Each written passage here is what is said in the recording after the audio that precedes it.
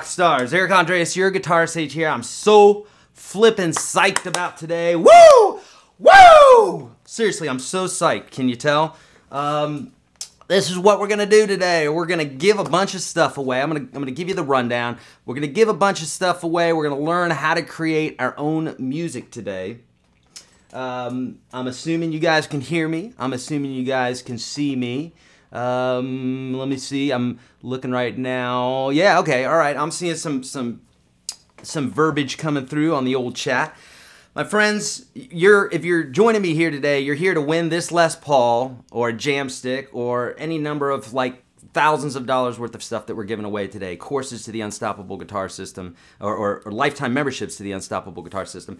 Today, you're also probably here to learn how to create your own music without being an expert, right? That's right. Now here's the deal.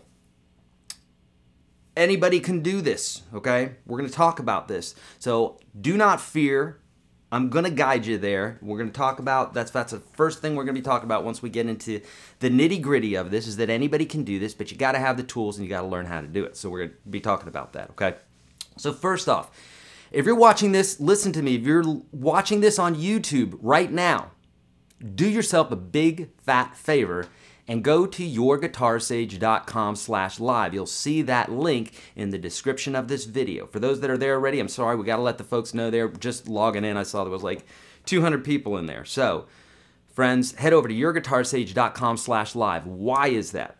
A lot of reasons. Number one, we've got an interactive chat there.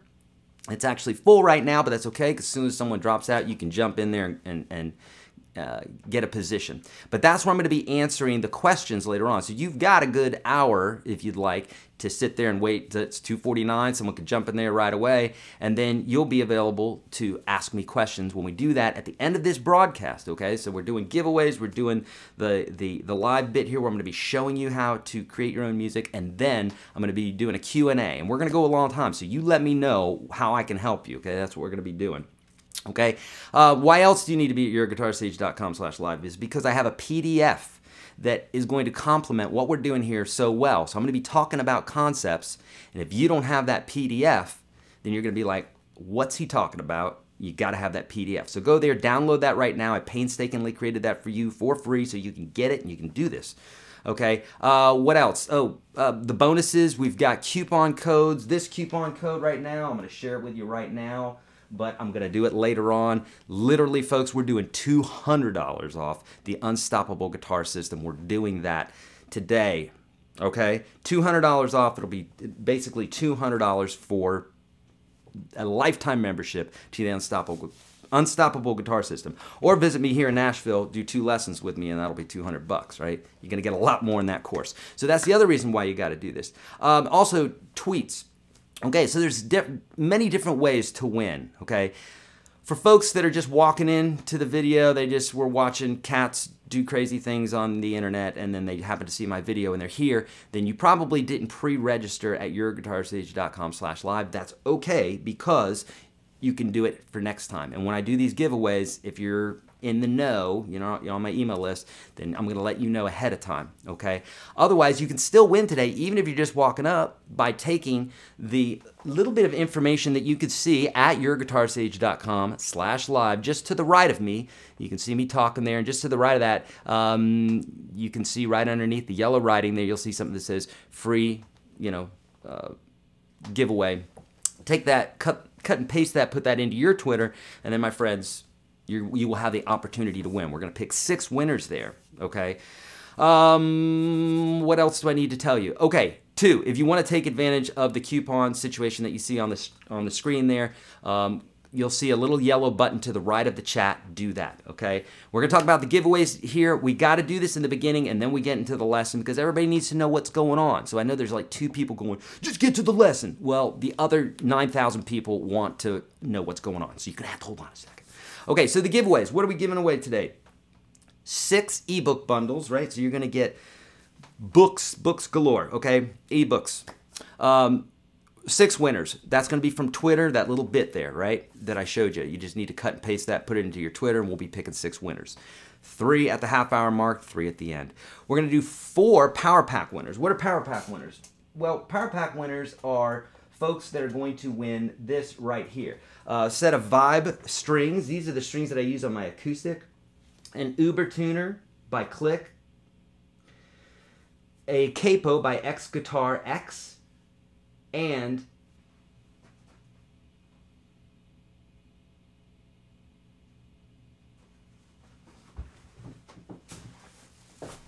I don't know what happened there, my friends. I don't know what happened. I apologize. That happens sometimes when you're live, so hopefully we won't have that happen again.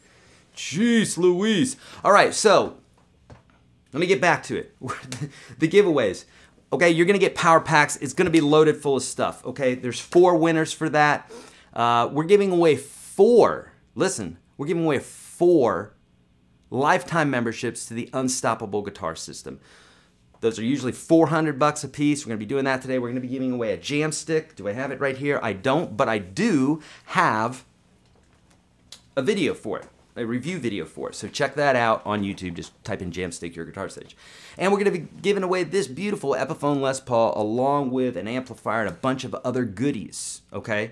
So that's what we're going to be doing. Without further ado, I think I'm back on live. I'm sorry. I apologize for that. That may happen again. I don't know. This is the fun of running a live show, right? Okay, so assuming that all our YouTube friends right now are actually at YourGuitarSage.com/live so they can get that PDF, we're going to be looking at that. I want you to pull that up, have it off the side or something, or you can look at it later, but here we go. We're jumping into it, all right? So first off, how to create your music, how to create your own music without being an expert. Can this be done? Of course it can be done. Anybody who can string 2 notes together is a songwriter. And what I mean by that is, that's a combination. Chords are nothing but combinations of melodies, chords, and lyrics, if you want to have a song with lyrics in it, okay? So they're just combinations of that. Anybody can do this. Now, how broad and how professional you get or how complicated you get is up to you, but that's what this broadcast is about, is to show you these tools, because, you know, there's a myriad of great artists who you probably love and listen to. They just picked up a guitar, someone showed them a G, C, D, and they were off to the races, and Horse with No Name came out. And there wasn't a need to understand all this bit about writing music. If you want to write that way, that's great, but chances are every song you write is going to sound like Horse with No Name. So we need a way to figure this out. We need a way to figure out, well, how can I get this sound, or how can I sound like that through style? We need to be able to understand what chords work together. We need to understand how the melodies work with the chords. Phrasing, all this stuff, okay? And these are the things that we're going to be talking about today. Yes, I did marry a hit songwriter, and she uses these same exact tools, but in different ways. You know, she's not so much a theory person, but she still understands the inner workings of music, and she plays guitar terribly, but she's an amazing songwriter. She's written #1 songs. So again, you don't have to be a great guitar player to do this. You just got to understand how to seam chords and melodies together and create and let your soul imbue, or to let out what's in here into your music. And this can be done, okay? I'm telling you right now, let's get the doubt out of your mind right now that only some people can do this. Bullcrap. If you can string 2 notes together, let me just get crazy and say 3 notes, you've got a melody, okay? So anybody can do this. Now, when we're talking about some of these rules, some of the things that we're going to be talking about are the major scale. We've got to know the major scale. The major scale is not only the benchmark for everything that we're going to be doing in music theory, creating chords, building our chords, analyzing chord progressions, everything else, but it's also going to give us a roadmap of how the chords are laid out, what order they're in, the whole 9 yards. Okay, so we're going to learn about that. We're going to learn about tonal centers, major and minor. We're going to learn about the chords that construct major keyed songs. Guess what? 99% of the time, it's the same chords, or at least they come from the same subset. We can go outside of those rules, but I'm going to show you the rules that we use the majority of the time. We're also going to do that for minor keyed chord progression songs, and we're going to talk about melody and how melody is going to work with your chords in your songs. See, melody is kind of like your pants, or your shirt, if you will, and your pants are kind of like the chords. And you would not typically mismatch those. So in the same way, we don't want to mismatch melody to chords. It's kind of like two people talking about the same thing. If this person's talking about something, this person's talking about something else, and they're trying to have a conversation, it's not going to sound good. Same way with melody and chords, if they're not working together, it's not going to sound good. Okay, so we're going to talk about that. And then lastly, we're going to be talking about style, how that relates to creating a sound. Just now, I was playing this the other day, that little bit there. I'm sorry, it's the morning. That's the excuse I'm using for being a terrible guitar player. I'm a good teacher and I'm an okay guitar player. But it's the morning too. Nonetheless, we're going to be talking about style. We're going to be talking about genre, tempo, whether something's in a major or minor key, and how to create that, strumming rhythms, and basic feel. Okay, so this right here, someone said the other day as I was playing it, they said, "Well, that reminds me of George Thorogood." Well, it does, because I'm doing a I'm doing that kind of rhythm style, which is kind of bluesy and what have you. And there are variables that create that sound that make you say, well, that sounds like George Thorogood, or that sounds like a horse with no name, or whatever. And we're going to talk about how to specifically do that. All right? All right, so get it through your head. Anybody can do this. Let's get into the major scale. So you're going to see this in the PDF at YourGuitarSage.com/live. If you haven't gotten it already, if you're watching on YouTube, go there right now. Grab that PDF. It's going to help you so much, maybe even more so than what I'm doing here. And there's a lot of copy in there. There's a lot of information in there that's going to, we call that copy. There's a lot of information in there that basically will show you how to do this. Yes, this broadcast is going to help you immensely, especially the Q&A section at the end. However, if you download that PDF and you can read, you're going to be able to get this, okay? All right, here we go, major scale. Major scale is everything.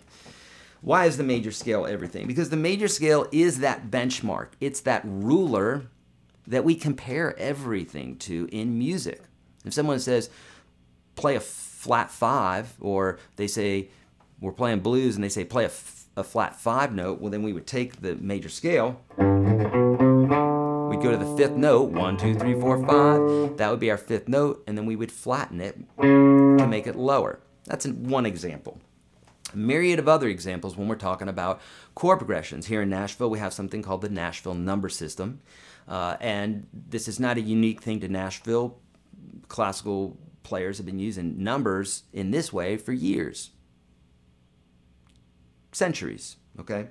So basically it's the idea of each note has a number assigned to it, and each note has a chord assigned to it, or each number, okay?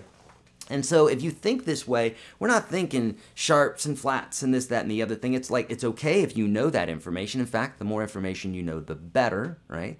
But we can think about music, and once you start doing this, the light's gonna come on. I get these emails all day long of folks saying, God, I finally get it. And it's really not hard. If you can count to 7, you can get this.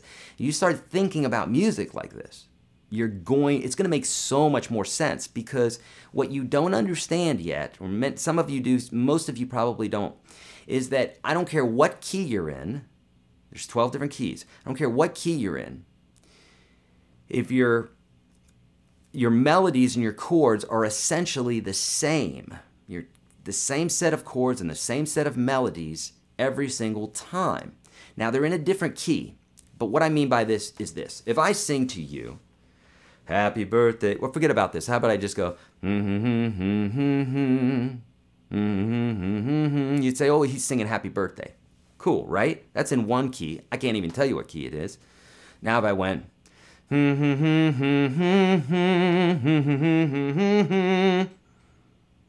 well, is that a totally different song, or is that happy birthday? Of course, it's happy birthday. I'm singing the same melody. So that's what's catching your ears, that relative distance of those notes.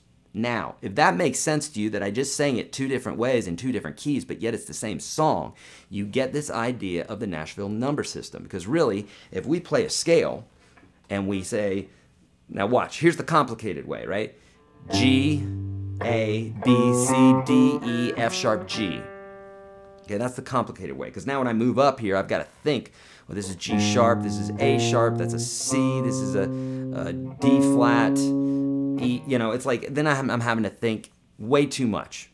But what happens if I did this? If I said 1, 2, 3, 4, 5, 6, 7, I just know 7 notes, and then I go 1. Now if I want to play in another key, watch this. Watch how difficult this is, right? I bump up 1 fret, and I say the same numbers.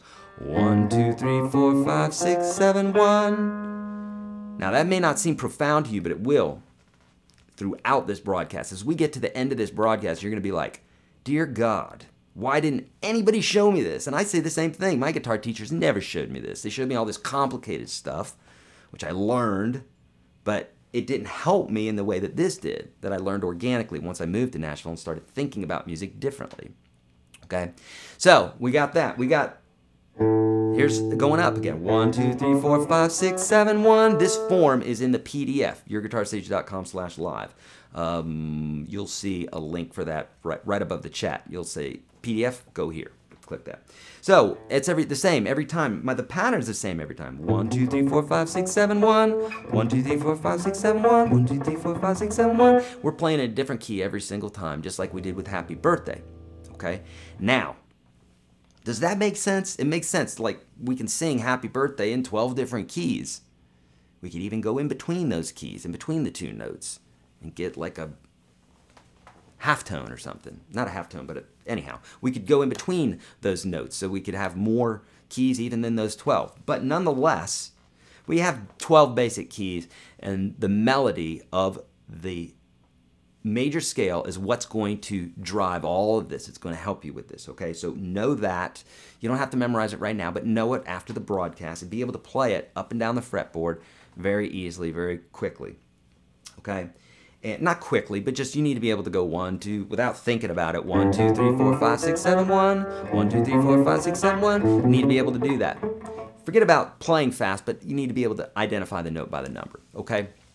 All right, now, with that being said, okay, we have our major scale. Now, you heard me go 1, 2, 3, 4, 5, 6, 7, 1, 1. Now, why did I say 1 instead of 8? Well, 1 is our tonic. It's our tonal center. We're going to describe this and use all sorts of analogies so you get this, okay? The tonal center, or the key center, or the key of a song, is that one note. Also, the one chord that's represented by the one note that is, if you will, the sun in the center of the solar system. All the other notes are the other planets, okay? Sun's in the middle, everybody else is revolving around that one note. Well, what does that mean musically? Well, it means that it's probably going to be the most prevalent note. And when I say probably, we can bend these rules, okay? All musical rules can be bent. When we say there's rules in music, what we're really saying is there's patterns in music. There aren't any rules. There's nothing to say that I can't go on stage and detune my guitar and just flank away at it and someone's going to buy my album. Someone will buy my album, probably my mom. But nonetheless, we have tonal centers, right? We got to have these tonal centers. And basically what a tonal center is, it is the one note that all the other notes revolve around. It's usually the note that's played more often. The chord's usually played more often. When you're doing your phrasing, like when you play a few notes together, it usually resolves back to that note or points to it in some musical way. It's usually the first chord of the song. It's usually the last chord of the song. You know how you always hear, like in classical music or in rock and roll or whatever, when they go,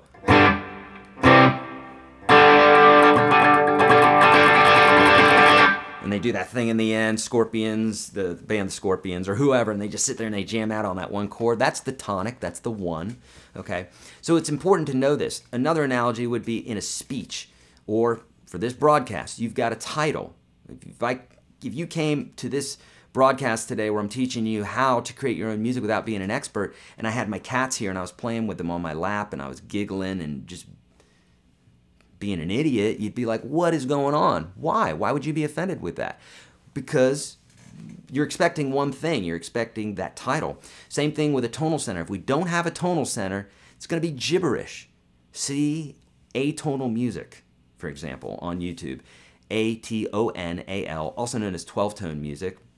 It could arguably be different, but They're basically where all the notes are played and there is no tonal center. And it sounds like a cacophony of craziness, okay? It's just, there's nothing to hold on to except for maybe a beat. So, so people experiment with this sort of thing, right? But realistically, 99.9999999% of all the music that you're going to be listening to has a tonal center. Even the most obscure stuff like Radiohead and what have you has a tonal center, okay? Now they mess around with it a little bit more than others, but there is a tonal center, okay? So we got to know what that tonal center is. Then we got to know what that key is in order to determine everything else, okay? Now, so 1, 2, 3, 4, 5, 6, 7, 1. Now listen to this for just a moment. If I go 1, 2, 3, 4, 5, 6, 7. Good night, everybody. You'd say, well, no, resolve that. It needs to go to the 1, right? Why did we feel that? So this is something your ears know already. You know this in your inner you, okay? You just don't know the labels. Once we have these labels to put on it, then we can go, oh, there it is. Identify that. There it is, okay? In this case, labels are okay, my friends.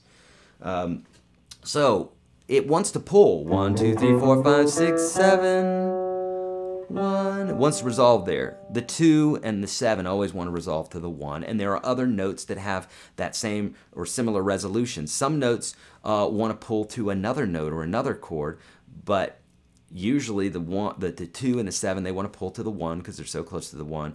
The 5 oftentimes wants to pull to the 1, and we'll talk about that. So for instance, if I go, so 1, 7, 6, 5, 4, 3, 2. Resolve it, Eric. 1, right? Because we want that sound. That's the tonal center. That inner you that's saying, please, dear God, resolve it, is the tonal center, and that's what we're going for. So we do this when we're listeners, when we're listening to music. This is the kind of stuff that we're hearing. Now, in just a moment, after we do a few giveaways here, we're going to go into the real crux of the matter, which is the diatonic chords. These are chords that are based off of the major scale. So I don't want you to go anywhere. We're going to get to it in just a moment. I want to finish my thought here, and then we're going to talk. I'm going to pull some Twitter winners up here, and then we're going to keep going. Okay. For those of you that are not, YourGuitarSage.com/live, go there. Okay. So there's this natural resolve between these notes that they want to find that tonal center. As we get into these chords here in just a moment, you're going to see that even more so, there's more of a pull. Now, if so we've got that under wraps. Anybody can do this. We've got to have the major scale, and we've got to use the tonal center. We've got to have a tonal center, okay? So I think that's a good place for us to hold off for just a moment, and we're going to get into some winners here. I know it's a little bit early. Usually we do this at the half-hour mark, but I have a feeling that the second part of the broadcast is going to be, it's going to have a lot more stuff to it, but we had to cover that. If we don't cover that, there's going to be a lot of lost folks out there. So hang on. Remember, not everybody started the guitar at the same time that you did, and we're all in different places, okay? No ego here. Just be cool, dude. All right? All right, so let's talk about the Twitter winners.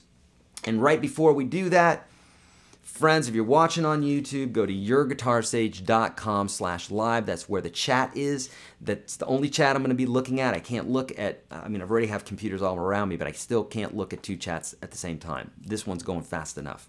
So join us there for the chat. 250 is the max that we can get in there. As soon as someone leaves, jump in there, secure a place, and I'm going to get to your questions at the end of the hour, okay?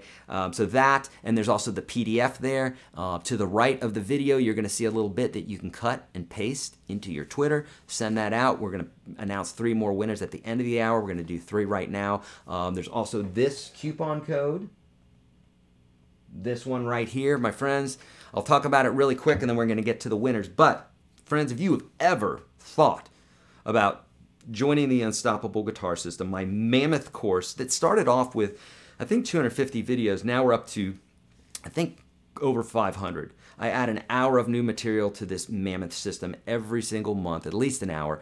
I do live broadcasts only for the folks in the Unstoppable Guitar System, different than what we have here. It's more of like a powwow of just a small amount of folks that were just brain melding and really getting to the nitty gritty, getting to your questions, okay? So there's that. There's all my jam tracks, which I think we're up clear over 500 now, but we're doing a lot more. These are professionally recorded jam tracks that are huge, okay? And they're great. Blues, reggae, jazz, all sorts of stuff. So that's going to be included in there, as well as forum, and as well as this being an unlimited lifetime membership. So I will continue to pour stuff into that like I have for years. I've been doing this for 30 years.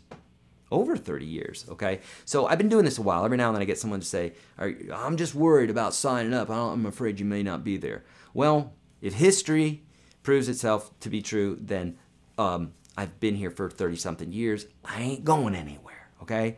I want to be your guitar teacher for life, okay? All right, so here we go. Let's get into some winners here. Now this takes a little bit of finagling with my little iPad here. So you'll have, and I say little, I say it jokingly because it's a huge iPad, right? Okay, so here we go. It's going to take me just 1 second, okay? It's a little awkward. Dear Lord, be with me on this process. If I do one little mess up on this, it's crazy. It really truly is. Okay, hold on. Hang in there with me. You want winners, don't you?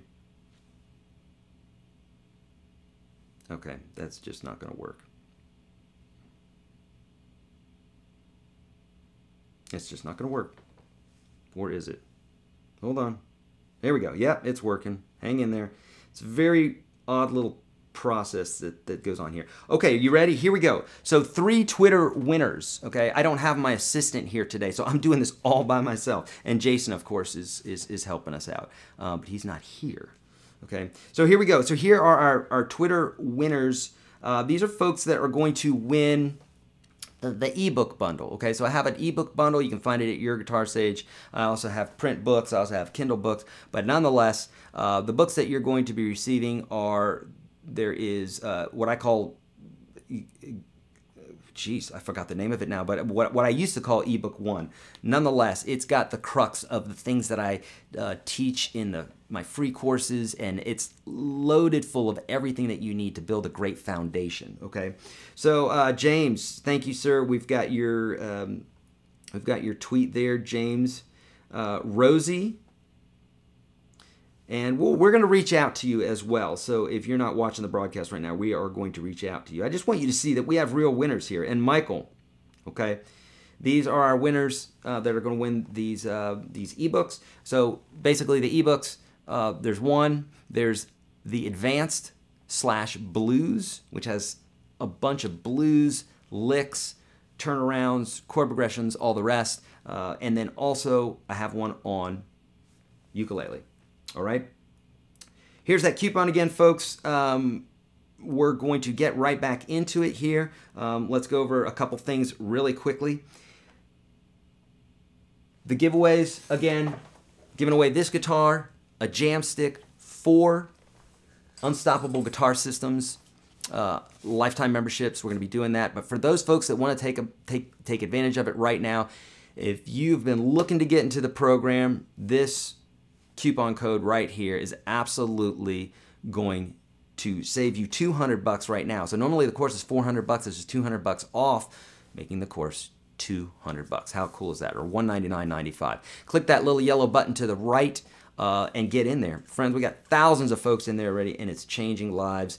Folks are learning how to play the guitar even though they've had teachers for years. Bam. This is step-by-step. It's going to get you there, okay?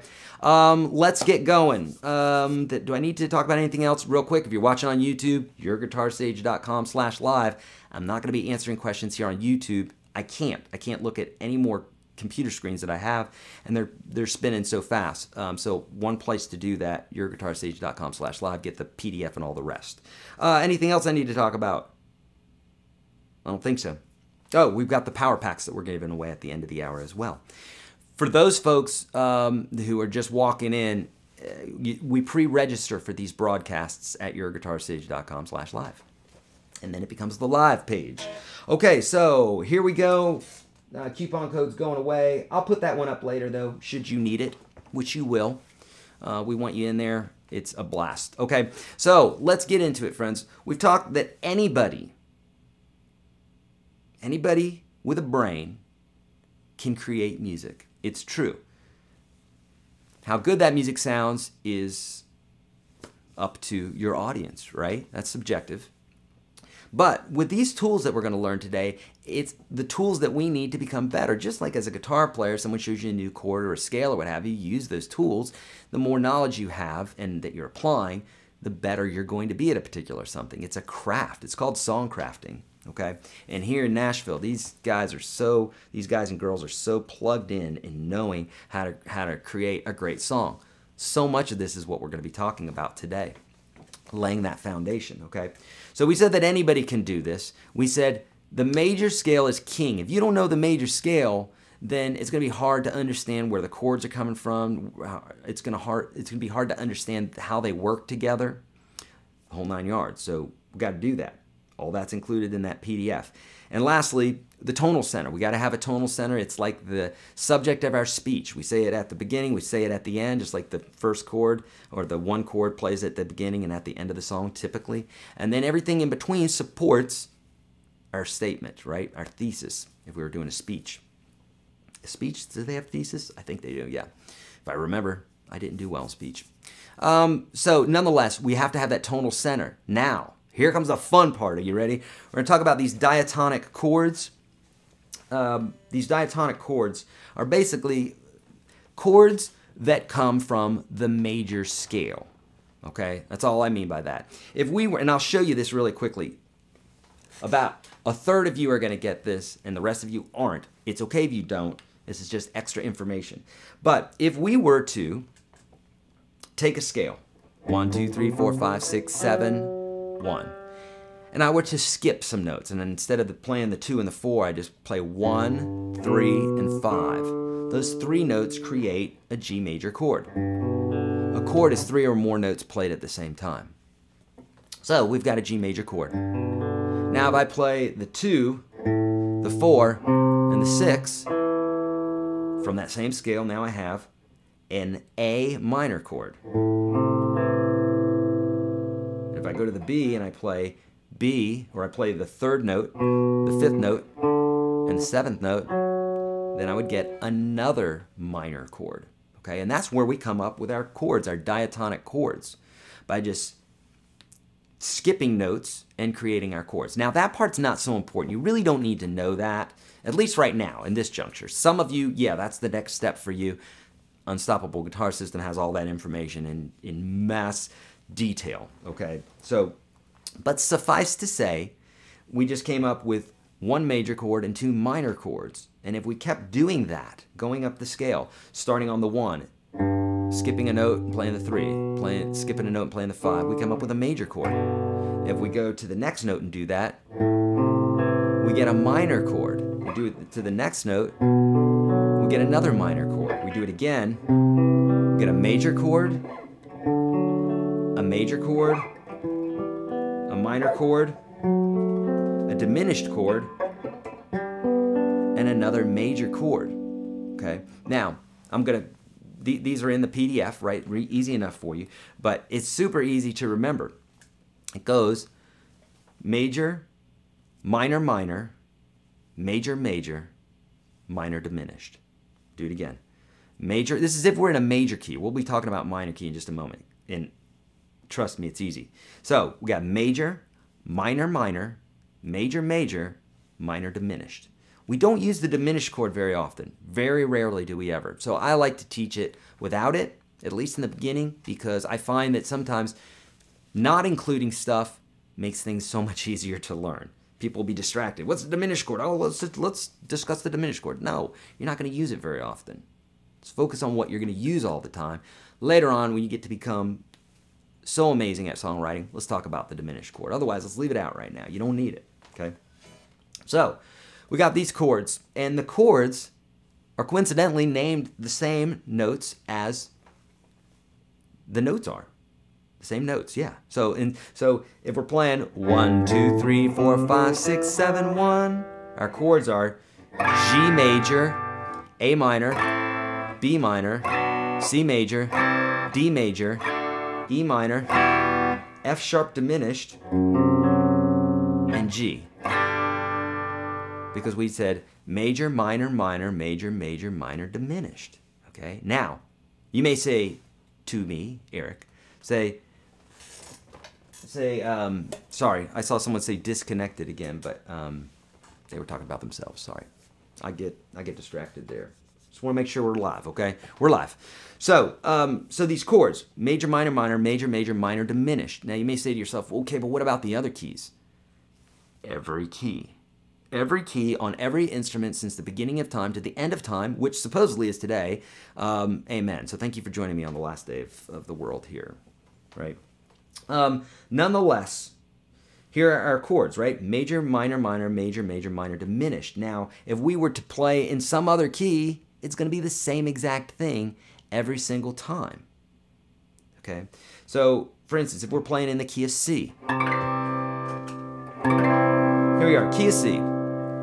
The scale would be, I can either move it up, 1, 2, 3, 4, 5, 6, 7, 1, that's G.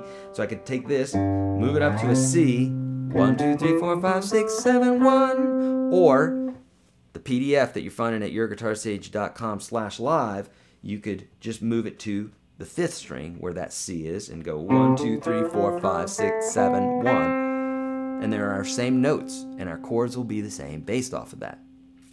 The chords in that PDF are major, minor, minor, major, major, minor, diminished, major. And the last one is just a duplicated note or a duplicated chord. It's major, right? Now,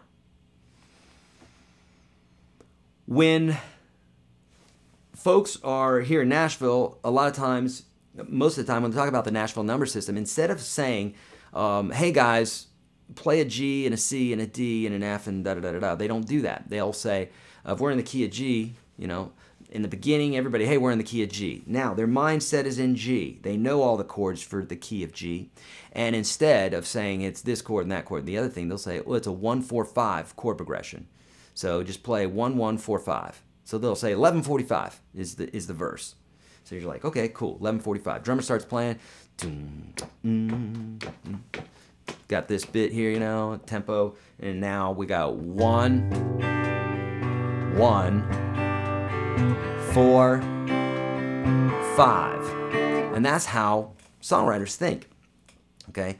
Now, basically what I did is instead of saying G, G, C, D, I named those chords according to the bass note that they represent and the number. So 1, 4, 5. Okay?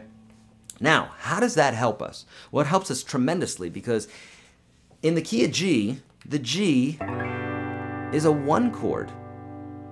But in the key of C, it's a 5 chord. Now it changes its job. Okay? The sun is the sun every single time, and the earth is the earth every single time. Remember, we talked about the solar system.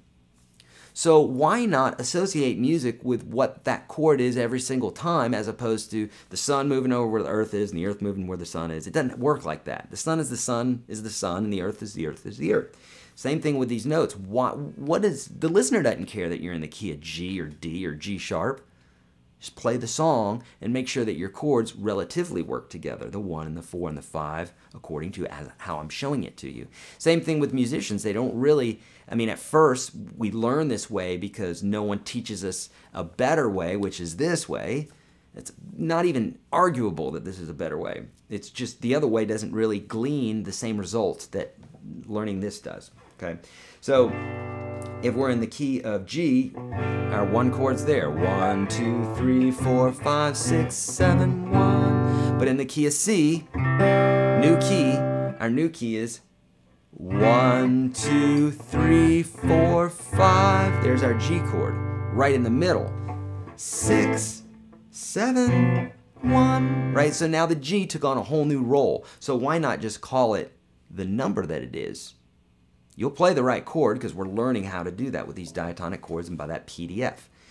But the G is going to be two different things in those two different keys, so let's call it what it is. Let's call it by the number, because the number definitely gives a description, and it gives, it's almost like ranking in the Army. You know, you've got a general and a colonel and this, that, and the other thing, okay? They go to a different state or a different battlefield, there's still that guy or that girl, okay? They still have that role. And these chords have roles. And you're going to start hearing this now that I'm telling you this, and you start playing these chord progressions, you're naturally going to start being able to line up these labels with what your ear already knows. I promise you, your ear already knows this stuff. When you listen to a song, new song comes out on the radio, and it strikes a chord with you, literally, and you say, I love that song. It's because there's something about that song that's familiar. Probably another song that you like. Or sometimes just the sentiment of it, but a lot of times it's because it's something familiar about it from another song, okay? So there's patterns all over the place with music, and that's what we're talking about, okay? All right, so let's go into diatonic chords from the minor perspective, okay? And very quickly here, actually, before we do that, I want to give you a couple of chord progressions to think about, okay? So, for instance, or should we do that? No, we're going to do that. Yeah, we're going to do that right now. So let's talk about it. So there are chords that are used more often than other chords. Okay. Now we have major and we have minor, and we'll talk about the differences between those two in a minute. But let's talk about major for just a minute. In a major key, the one chord obviously happens more than anything else. And you want to write this down because I don't think that's included in the PDF at YourGuitarSage.com/live. Okay. There are chords that happen more than other chords. Remember I said the diminished chord doesn't happen very often? Way at the end, doesn't happen very often. Why? Because it's a little bit of an interrupter for our ear. It's a little bit of like, whoa, what is that chord? Listen to it. Does that even sound right? Doesn't sound right to me, but it's 100% right. Now listen in the context of the music. So.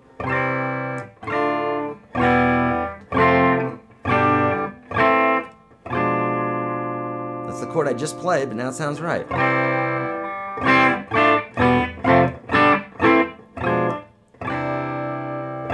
Okay, so the seventh chord's not used very often. The one chord's used the most because it's the title of your speech, right? It's the title of your broadcast. We got to come back to it. We got to remind folks. That's why we're here. The 4 and the 5, and I'll do it in order. The 5 chord's used the next most, and then the 4 chord, and then the minor 6. You'll write this down, right? 1, 5, 4, minor 6. And then the 2 and the 3 would come next. I'm not really sure in what order. There's no, you know, the rest of this is just from osmosis that I've learned over the years from analyzing so many songs. But the 2 and the 3 are used less. And then the 7th would be used last.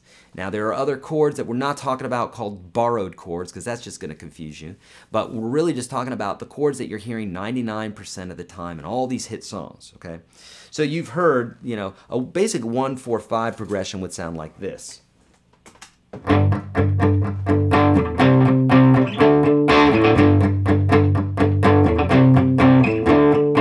Right? That's Blitzkrieg Bop, that's Best Friend's Girl, that's a bazillion other hit songs.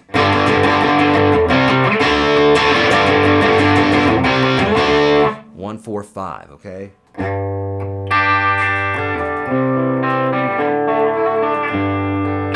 Okay? So 1-4-5 used the most, then the minor 6. The minor 6 is going to sound like this. So here's the 1, minor 6, 4, 1, minor 6, 4, 5. And you've heard, you know, Don't Stop Believin', and a myriad of other songs that were written, especially the 1-4-5, minor 6, in different combinations. So listen, this is a little tidbit. This is like a cheat right here. You guys like hacks, right? I do. I love hacks, cheats. And what we mean by that is a little something that you can literally take that one thing and sound like a genius right away. All right? This 1, minor 6, 4, 5, or any combination of those is the chord progression or the chords collectively that have made up millions of songs and have made up thousands of hit songs that have made billions of dollars. Okay, so if you want to write after this broadcast, start writing some great songs. Use that 1, 4, 5, minor 6 in some sort of combination. I promise you it's going to sound like you know what you're talking about, because now you do. Okay, it's a little hack that you can use. But nonetheless, there's more to it than that. We want to be able to play some of these other chords should we need to, right? Should we want to.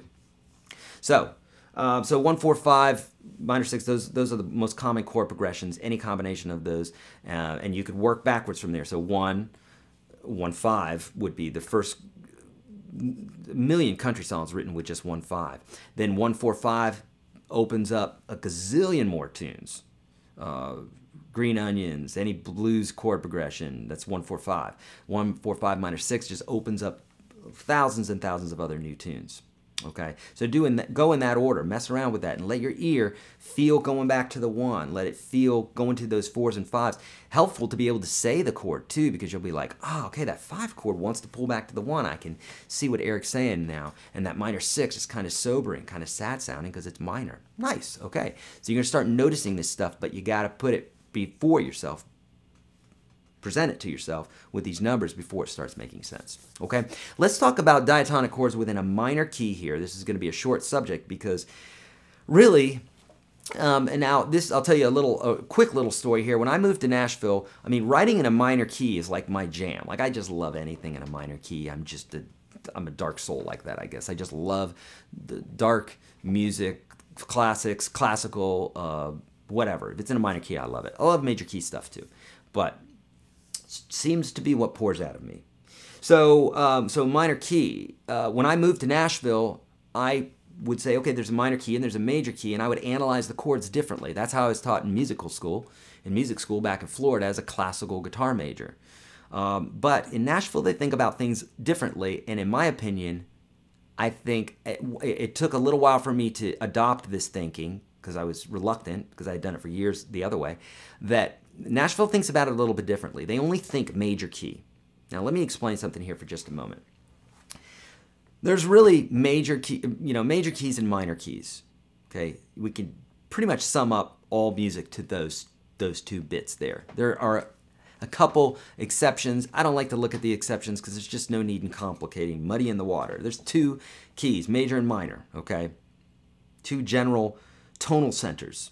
Okay, now, you can think about major and minor as being the same keys because they share the same sets of notes and the same sets of chords. I'll share this with you in just a moment. For instance, and before I go into this analogy, I'm going to show you real quick. Here's the key of C major, and the notes are C, D, E, F, G, A, B, C. Okay? No sharps and flats. If I play the relative key of A minor, every major key has a related minor key. Every minor key has a related major key. And what we mean by related is they have the same exact set of notes, the same exact set of chords. Well, what makes them different, Eric? I'll tell you that in a minute. So here's A minor. So A, B, C, D, E, F, G, A. So no sharps or flats. A, B, C, D, E, F, G, A. C, D, E, F, G, A, B, C. No sharps or flats. Now watch this. We go to the key of G. We play G, A, B, C, D, E, F sharp, G. Okay, so no sharps or flats except for the F, which is sharp.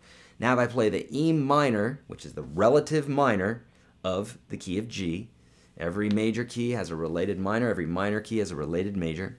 Then we have E, F sharp, G, A, B, C, D, E.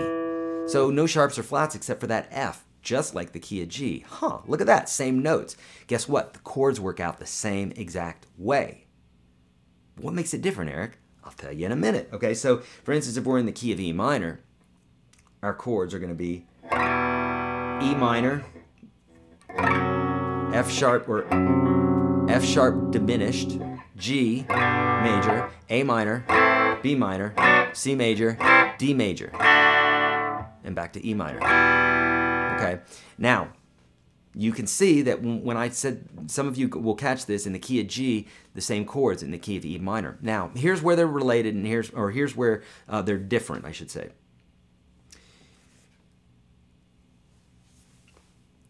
when let's say we have two people and they're talking about war or any controversial subject or anything for that matter. It doesn't have to be war. Just two people not agreeing on something. So we have two people talking about war, talking about lives, talking about guns, talking about violence, talking about money, talking about freedom. Over here, talking about guns and violence and money and da-da-da-da-da-da-da-da. Everybody's talking about the same stuff, but they're obviously two different opposing views. Why is that? Well, it's because the way that they're using those words. So in the same way with us, if we're playing the same sets of notes and the same chords, it depends on how we use those chords and those melodies that determine where we stand, if is it major or minor key.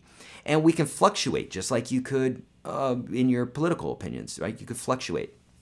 But that's what we're basically doing in music. So for instance, if we start a song off like this,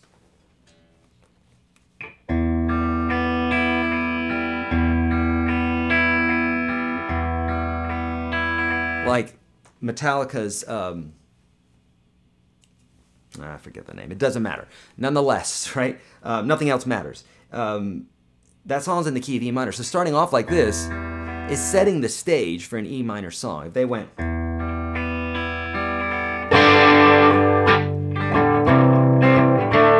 even though those chords are in there, right, it's not going to sound good, right?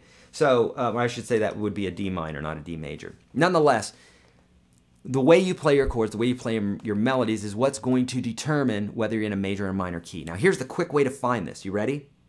Looking at that, are you looking at the PDF? If not, you can look at it later, or you can look at it right now, open it up in another window, whatever. But you can always find the related minor key, or the relative minor, however you want to call it, 3 half steps below your major key. If you're in a minor key, if you want to find the related major key, you go up 3 half steps. Essentially, it's the 1 and the 6 from the major key that are our two tonal centers. For instance, here we are in the key of G, right? We want to find the related minor key. We just go like this. Watch this. We go down 3 half steps. 1, 2, 3. That's the related minor. If we're in the key of C, and we want to find a related minor key, we go 1, 2, 3 to the key of A minor. Don't count the note that you're on. You're on that note. It doesn't count. So you got to move and then count. 1, 2, 3. And there you are at your related minor key. You don't even have to know that that's A minor. You just know that that's the chord, right? And this is how players think in Nashville, okay? Which makes them so quick. I mean, I've stepped into so many recording sessions where, you know, you show the guys the song one time and boom, they get it. One time. And it sounds like a record, okay? That's because of this very quick thinking, and they got really good at using this, and it's not hard because it's the same for every key, okay? So, you're in a major key, go down 3 half steps to find the related minor. If you want to write in a major key, go 3 half steps up from your minor key, and you'll have your major key. And on that PDF, it's very colorful. You'll see all the chords. The green chords are major. What PDF are you talking about, Eric? The one that's at YourGuitarSage.com/live. There's a little link right underneath the video. Great. I lost my train of thought. There it goes. It's gone. So, I know what I was going to say. The green chords are major. The red chords are minor, and then there's another color, maybe purple, that's the diminished chord. So it's really easy to look at and go, oh, the 1, everything in the 1 column is my tonal center. So if you're starting in the key of G, those are the chords to the right of it.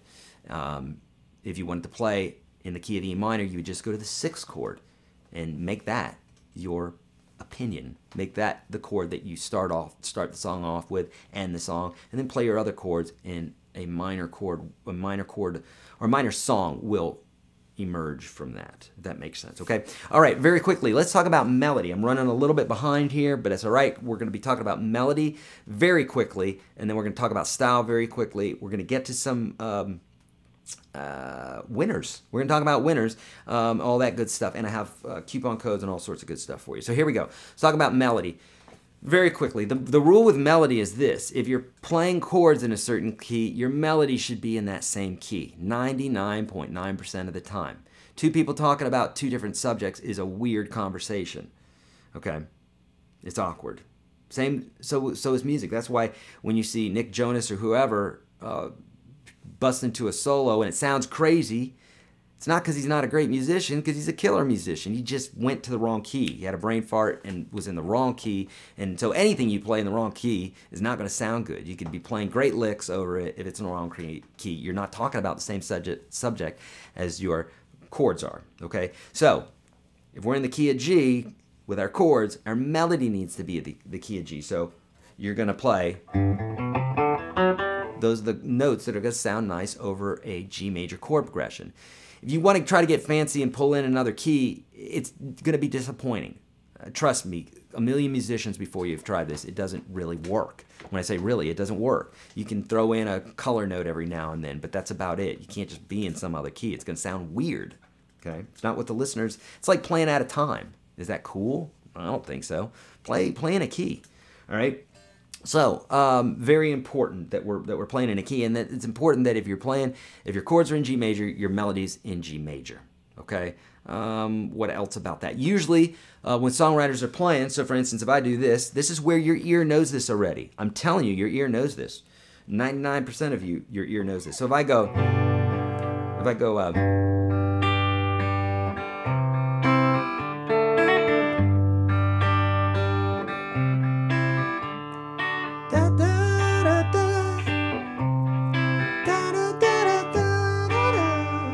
There's a song that goes like that.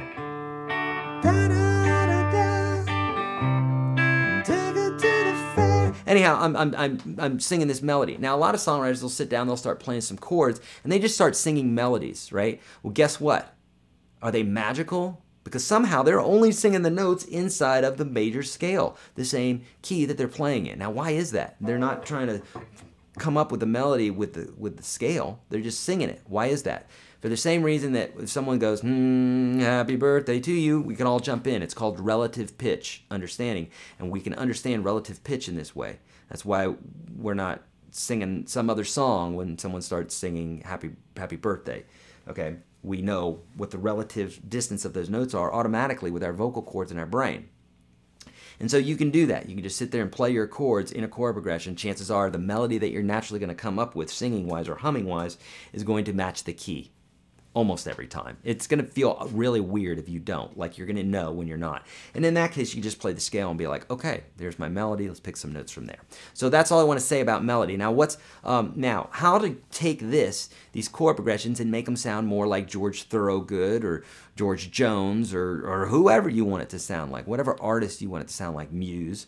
You know, there are rules, or again, not rules, but there are things, patterns that happen. In blues music, there are patterns. In jazz, there's patterns. And because of those patterns, they create genres that sound a certain way. So, for us to play a bunch of 13 chords and this, that, and the other thing in blues, it's typically not going to sound very good, but in jazz, it is going to sound good. So we need to think about things like style, like strumming rhythm, okay, which I include in that PDF, okay? You got to know how to strum.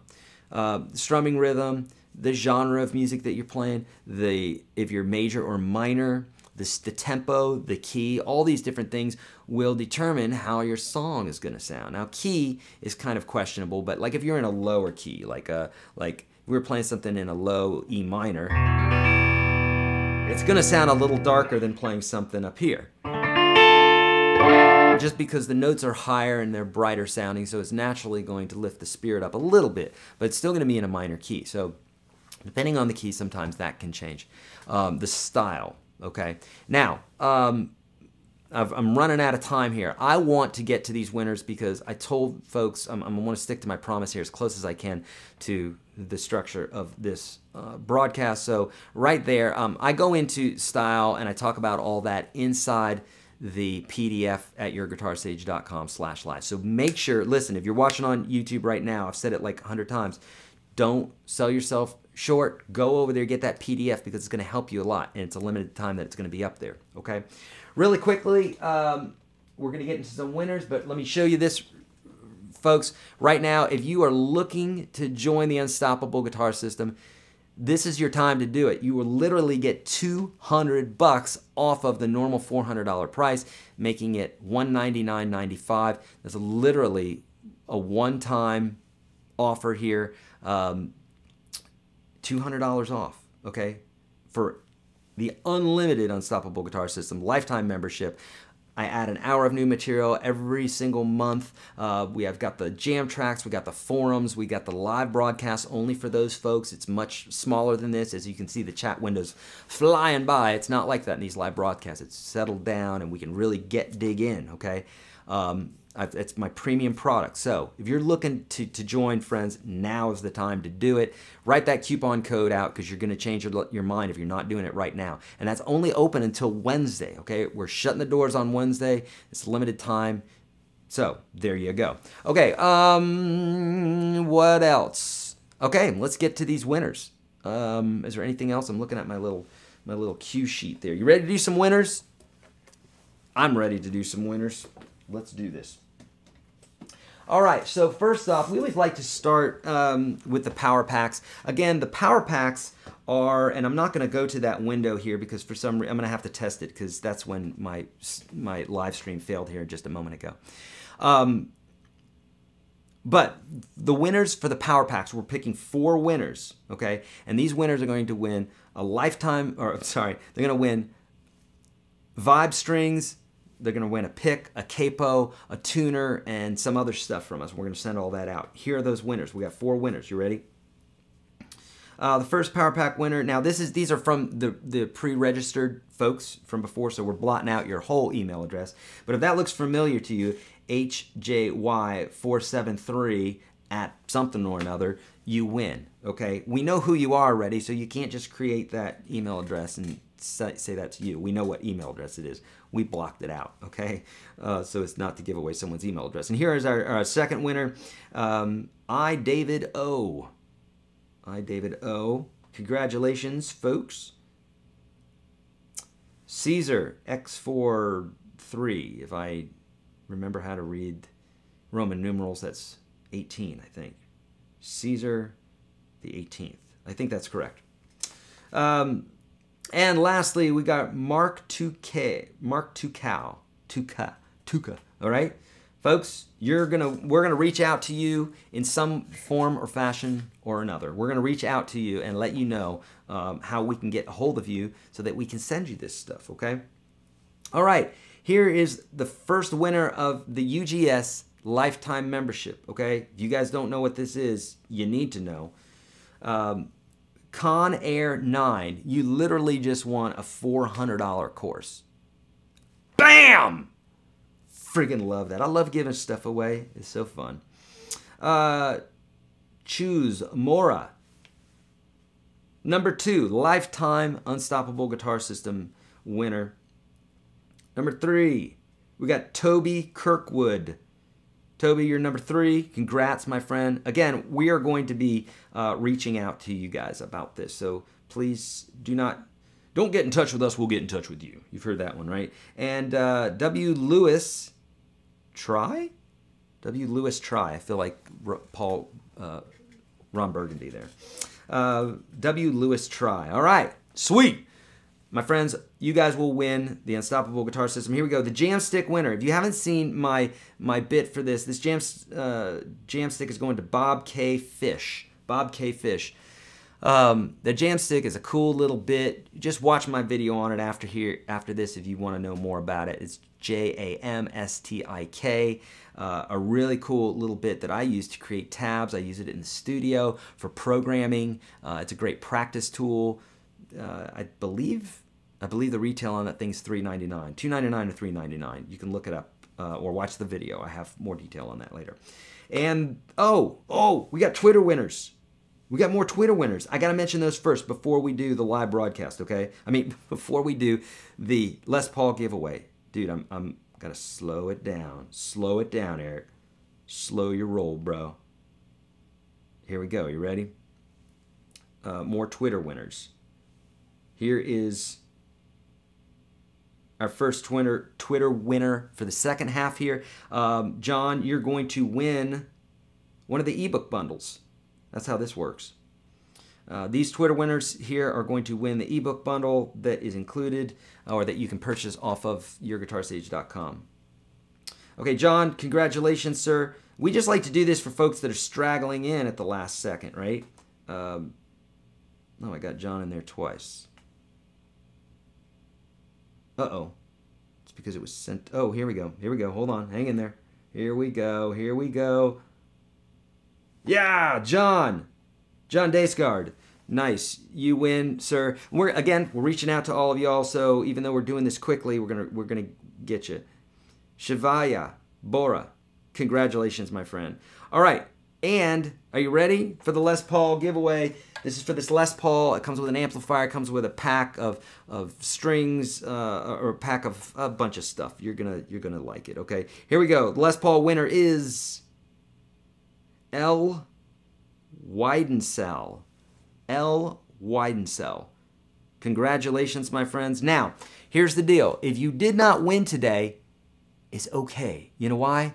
Because you're a winner in my eyes. No, seriously, you are. But for being here and for taking, I mean, I just love it, right? It's the last day of the world, and you guys have come to learn one more thing on the guitar. And for that, I applaud you. And for me, too. My family's gone, and they're eating breakfast right now, but I wanted to be here with you on this last day of the world to teach you some more stuff. Okay? Okay, enough of that. That's goofy, right? People have been predicting the end of the world for a long time. Somebody's going to be right one day, but I don't think today is today. And do you know why? It's because I still owe money on my mortgage. So it's definitely not happening anytime soon. Maybe in the next 20 years or so when I get done paying off this house, okay? All right, we did winners, we did wieners, we did Twitter winners. The coupon code again is right here. I'm gonna leave that up, in fact. I'm gonna leave that up because we're gonna get into some questions here. So if you're at YouTube right now, head over to YourGuitarSage.com/live, get in that chat roll and start asking some questions because we're going to do this. And while I'm waiting for the first question to come up, over just to the right of the chat roll, you're going to see a big yellow button. If you click on that, you're going to see the offers that we have, all sorts of great stuff. So click on that. Use the code that you see right here, Lifetime 200. Friends, if you've ever thought about joining, now is the time because you're getting 200 bucks. I'm putting 200 bucks in your pocket, literally. All right? So, are you ready to get some questions answered? We're going to do this. I'm going to make this quite a bit bigger, actually, because I'm having a hard time reading it. Okay, Jason just posted that. Thank you so much. And we're going to get to some questions. Yeah, have I covered everything? I think I have. I've got a little cheat sheet here, like a whiteboard that I look at just to make sure that I'm staying on track. Oh, folks, right now, if you're on YouTube right now, I'm seeing 15 spots open. Well, it's filling up, but get over there real quick, YourGuitarSage.com/live. Some folks just jumped out, folks that were upset that they didn't win the Les Paul. That's okay. We're going to get to some questions here. This is where the really good stuff comes out. You know why? Is because, and here we go, I'm trying to learn the scales, but I don't understand what scales to learn first. Everyone says pentatonic one, but like what pentatonic one? I don't understand. Please help. Now, I'm going to be giving you videos and what have you to look at on YouTube. Search YourGuitarSage scales. Search YourGuitarSage pentatonic. Search YourGuitarSage major. The two scales you need to learn are the pentatonic scale and the major scale.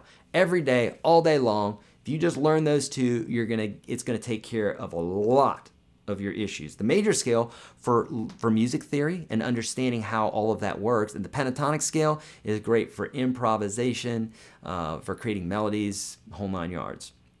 It's great for jamming. It's a great introduction to blues, everything. So but you got to watch those videos, okay? So a lot of times I'm going to give you an answer that's going to point you to another video. It's because it would take 20 minutes to explain here, and we're going to have like 700 questions. So I've got to give you something that you can go get that's going to answer better than what I can do here, and we're not going to frustrate folks who are trying to get their questions answered, okay? But that's a great one. And how do you know what key? You learn it in one key, you've learned it in all keys. What are you talking about, Eric? Watch this. If I show you the G minor pentatonic, it goes like this. Okay, right? Actually, I should go. Okay, so now if I wanted to change keys, I just bump it up one.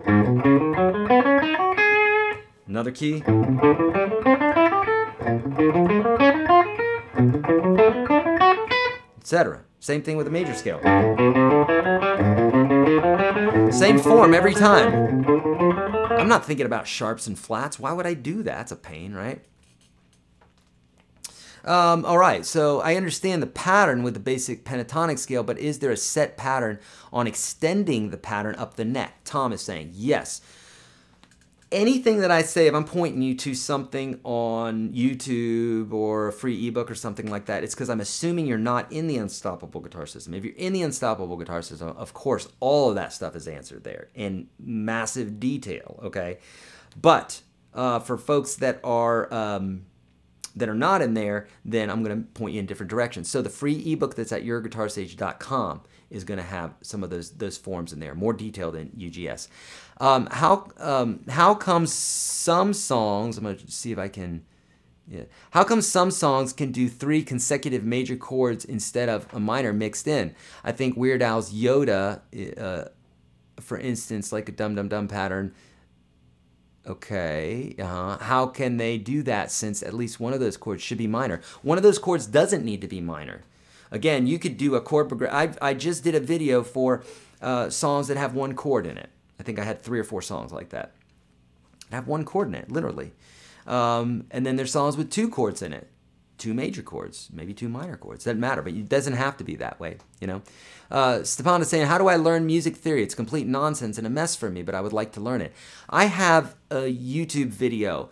Type in YourGuitarSage theory, and it will probably be the top one that comes up, but it's going to have something like a title of like the 5 things you need to know about music theory, the 5 things that are most important, or something like that. It may not be 5, it may be 10, but it's basically, I cover the things that you've got to start at first, okay? The reason it doesn't make sense to you is it's not being taught to you correctly. Music theory is easy if it's taught to you correctly and in order. But if it's not taught to you that way, it's hard. So that's what I do in my courses. I teach it very easily. It's the only, I mean, it's 1 through 7, literally.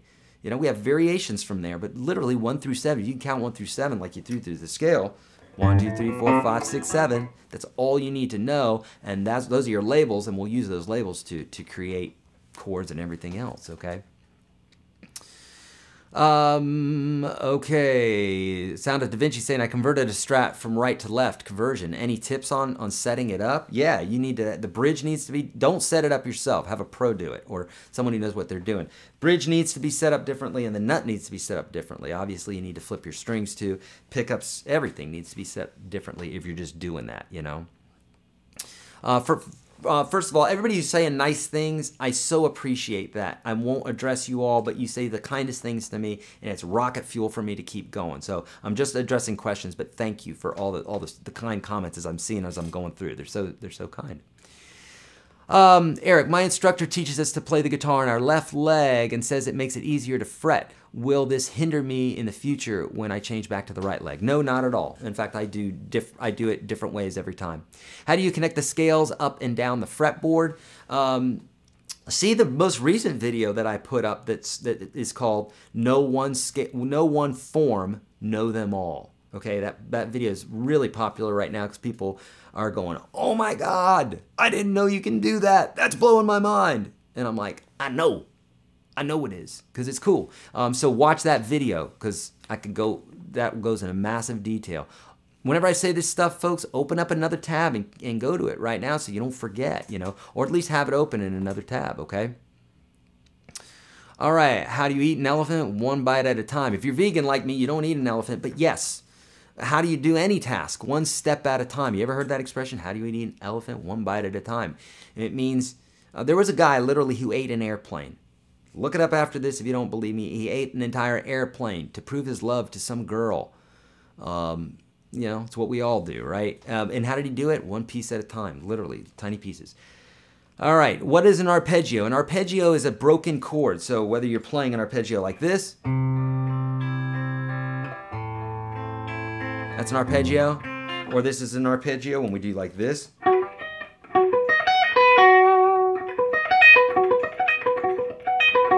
Those are arpeggios. When we take a chord and we break the notes up in it instead of just playing it like that. All right. Okay, I'm already on board with a lifetime membership, but I'm in the 99 cent buck each 90-day plan. No, it's not that. It's something different. Jim, okay, you're going to have to, tell you what, email support in regards to what you're talking about there. Because I'm not sure how we're handling that. How do you pick which notes to bend in a scale? Daniel, that's up to you. When we bend a note, that's just up to us. It's another way to play a note. So for instance, if I want to play this note and I want to get to it via a bend, then I go. Make sense?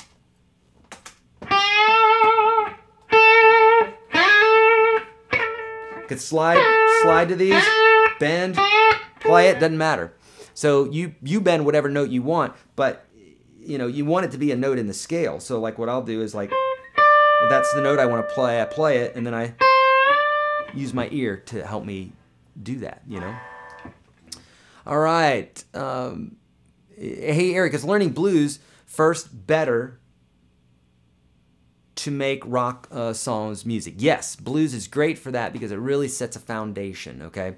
Why do we need to know the relative minor if the chords are all the same? Just if we decide we like chords of a major scale, but we want to try a tune in minor key. Yeah, Lindsay, you don't have to learn them in a minor key. I don't. And like I said, no one in Nashville does. They just say, this is the major key, and oh, by the way, it's leaning towards the 6th chord, or it's leaning towards the minor chord. That's it. That's all it is. Okay? It's like debate team. If you've ever done debate and had to debate against something you didn't believe in, they're like, okay, you're doing this. And you're like, but I don't believe that. Well, you got to learn how to debate that way because the whole point is to learn to debate, not necessarily to have that particular opinion, right? So you don't have to, no, you do not have to learn those in a minor key. You just don't. Okay, all right, here we go.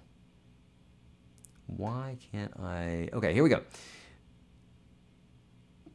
What scale makes jazz guitar not sound like blues? What scale makes jazz guitar? It doesn't really work that way, Jeffrey. It's not a scale. It's a way of thinking, a way of playing. It's playing on top of the chords. So if a chord is minor, you might use the minor scale, or you might use a Dorian mode or some other sort of scale that's related to that chord more specifically. That's called playing on top of chords. Did you change the bridge as well as the neck? Oh, someone's asking about that other guitar. Okay, any tips on how to be good at guitar for beginners like me? Yes. Join the system. Join the Unstoppable Guitar System. If you have zero money and you still want to learn, go to YourGuitarSage.com/30. That's the first 30 lessons of that mammoth course. They're going to help you massively. So if you're listening to me right now, you don't have the money for this, I totally understand. I've created something for you as well. YourGuitarSage.com/30. What are your best tips for learning Pantera? Get a tube amp, a loud tube amp, humbucker pickups, learn to play your power chords, learn to do right hand muting a lot, learn some minor scales, learn some blues scales. What guitar are you using, Eric? This is an Epiphone Les Paul. This is the one that we gave away today, Finn. Could you recommend me some super cheap, decent starting guitar? Yes. Really, anything on Amazon, like those starter packs are great. They have, I mean, that's what this is. I mean, it has a great reviews, 4.5 star reviews. So there's a lot. The Les Paul is great. The Telecaster, the Fender Telecaster intro model is great. It just really depends on the style of what you're doing. All right. Okay. We're doing good. We're doing good with these questions. I like them. I like them. I wish this little pad worked a little bit better. There we go. Okay, there we go. Here we go. What are the styles of Clapton and Knopfler, like the way they play? That's a really broad question. It's kind of bluesy. Knopfler plays with his fingers. Clapton plays with a pick. So definitely very, it's a real broad question. Zach and Dime were masters of the pentatonic for sure. Any blues stuff you can recommend to get better? Yes, on YouTube, type in YourGuitarSage Blues. You need to know turnarounds, you need to know the chord progressions, you need to know the blues scale, how to use the blues scale. Just type in YourGuitarSage Blues. That's going to get you all the stuff you need. Fingernails on picking hand, what's the best shape, length, etc.? Jeff, just enough length to hit the string, that's all. Anything more than that is superfluous. If it makes you feel better, use it, but chances are you're going to bust the nail easier, okay? Or more quickly, you're going to bust the nail if they're long, okay? What's the best shape? Just do them rounded. I see people do tips like claws. Don't need that. You just don't need that. There's a better chance of you hanging on a string. They need to be nice and smooth. There are protocols on YouTube, folks, that are showing you how to do their nails like that, and it's really important, especially if you're playing classical. It's your tool, right? It's what you've got to use. All right. Good questions, man. You guys are rocking. By the way, if you're looking at this thing that's on the screen there, that's $200 off that big system I'm talking about. Literally, it's putting $200 in your pocket today. Eric, Guitar Fitness saying, can you show me how to do a power chord? I will, buddy. Power chords, pretty simple. Really, you're taking, for instance, on a G here, you're playing the 3rd fret of the E string. You're playing the 5th fret of the A string. And then if you want to extend the chord and make it a full power chord, then you put your pinky on the 5th fret of the D string. And none of the other notes. You can just let your finger lay across them to mute them. And then you just move that up and down the fretboard wherever you want. Works on the 6th and 5th string. When I'm on the 5th string, I bump up into that 6th string with my index finger like that. And then this way I can jam out. I can rock out with my socks out, and bingo bango jango, we're good. We're good to go. Make sense? Okay, great questions. I love it. I love it. Okay, is a chord 145? Is a chord 145 notes? A chord is that I don't want to answer that one because I'd have to explain a lot more. I explain all that stuff in the Unstoppable Guitar System. A 145 is the chord progression. Here's a 1 chord, here's a 4 chord, here's a 5 chord in the key of G. If that doesn't make sense, then you weren't here for that earlier part of the broadcast. Watch that. So typically a chord is based off of a 135 from the scale, but as that scale, as you're moving up, it's here's a 135 for the 1 chord, 245 for the 2 chord, 368 for the 3 chord, and so on and so forth. Does that make sense? Does thrash metal have any particular patterns? Lots of patterns. So no specific patterns. There's many. How to speed up your scale playing? Play your scales. I feel like my fretting is either too fast or my picking is I can't find a balance. Okay, with scales, with anything, it's repetition. Get speed out of your mind and think accuracy, because speed is going to make you nervous. It's going to make you, I can't play it fast enough. I'm going to be playing messy scales and everything. No, accuracy. Accuracy always leads to speed, always. Best pedals for blues rock. I personally love, for blues rock, I personally love my OCD here. This guy, that's about my favorite pedal. This is Stevie Ray Vaughan used this guy a lot. The sound that I've got right now is this spark pedal, right? So.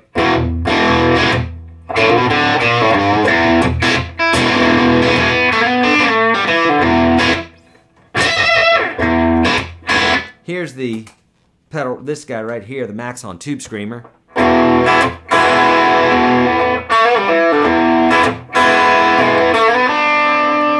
And then this guy is the OCD.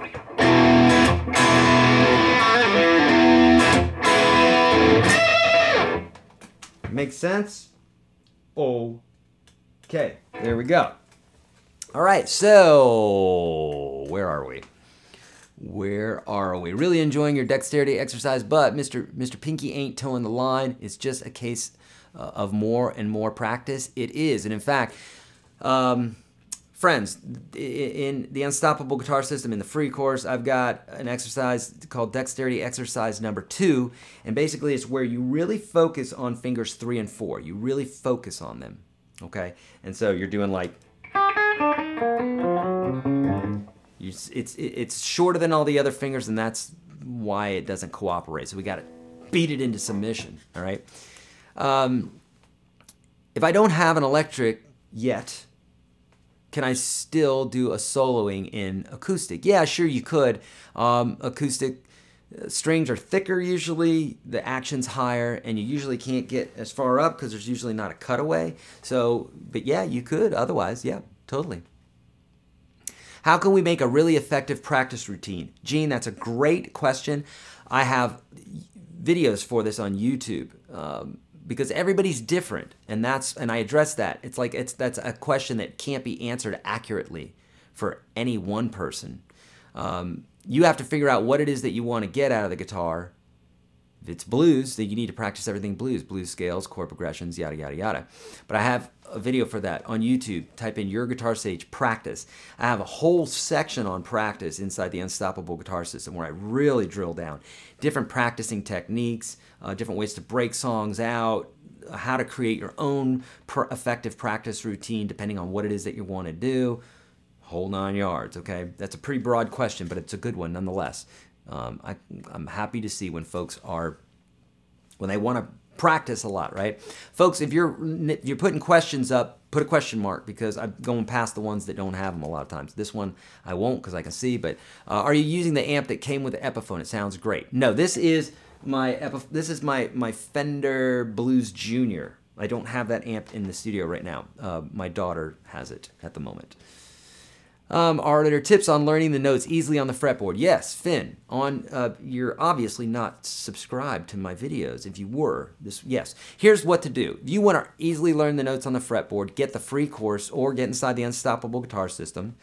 That is a limited coupon, friends. Otherwise, you have zero money and you want to learn. Obviously, it's not the Unstoppable Guitar System, but there's a lot of great stuff in there. And one of those videos in the free series shows you how to easily identify all the notes on the fretboard. YourGuitarSage.com/30. Okay, you'll see that. I think if you hit that yellow button just to the right of the chat, you're going to see it. Okay. By the way, folks, if you're watching on YouTube right now, there are 207 people inside the chat room. That means, what does that mean? That means that you've got some space. You can get in here and ask some questions, all right? All right. Can you suggest how a beginner like me can learn fingerstyle guitar? What are the important parts to us? Use all your fingers except for your pinky. And I have that exact video inside the free series. Click on that yellow button. It's at YourGuitarSage.com/30. Okay, I include a video for how to fingerpick in there. I think maybe a couple, actually. When frustration comes up with the guitar, what's the best thing to do? I find that sometimes I go back to a song that I really love or that I know really well. Then I try to go back to the song I'm working on, but it seems like I don't get far with the song. Any ideas? When frustration comes up with the guitar, which it does a lot with everybody, right? I like to find something new or find something that I'm excited about, I should say. New, anybody can find something new. Find something I'm excited about that's going to pique my interest. So you just got to keep searching for a song or a solo or something that makes you like, man, I'm going to do this. But frustration comes typically because you're trying to move too quickly forward. There's this notion in the world today that you can just go after something and make it happen like that. And even though that attitude is a great attitude, it doesn't work like that.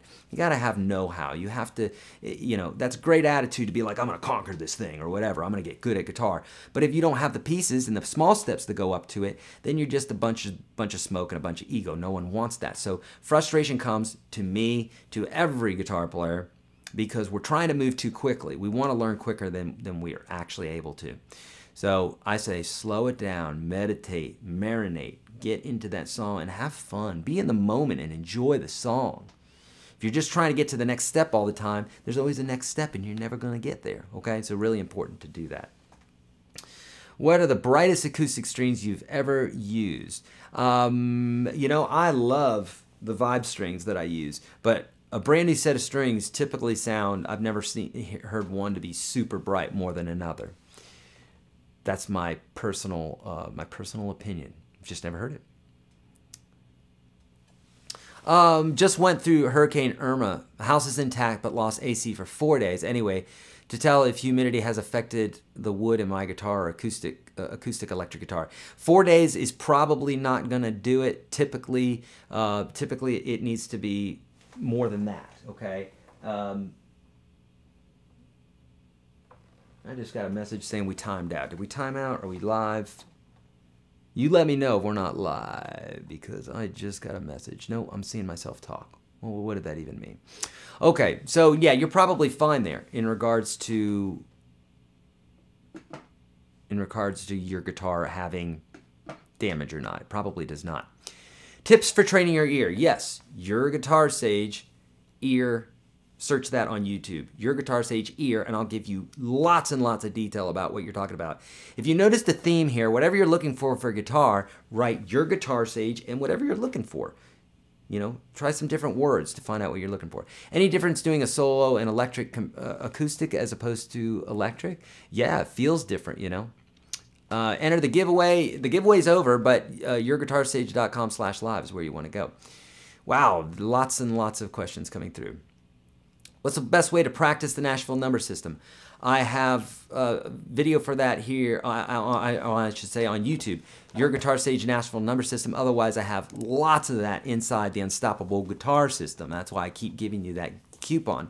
I teach you all in detail about the Unstoppable Guitar System, ways to practice it, the whole 9 yards.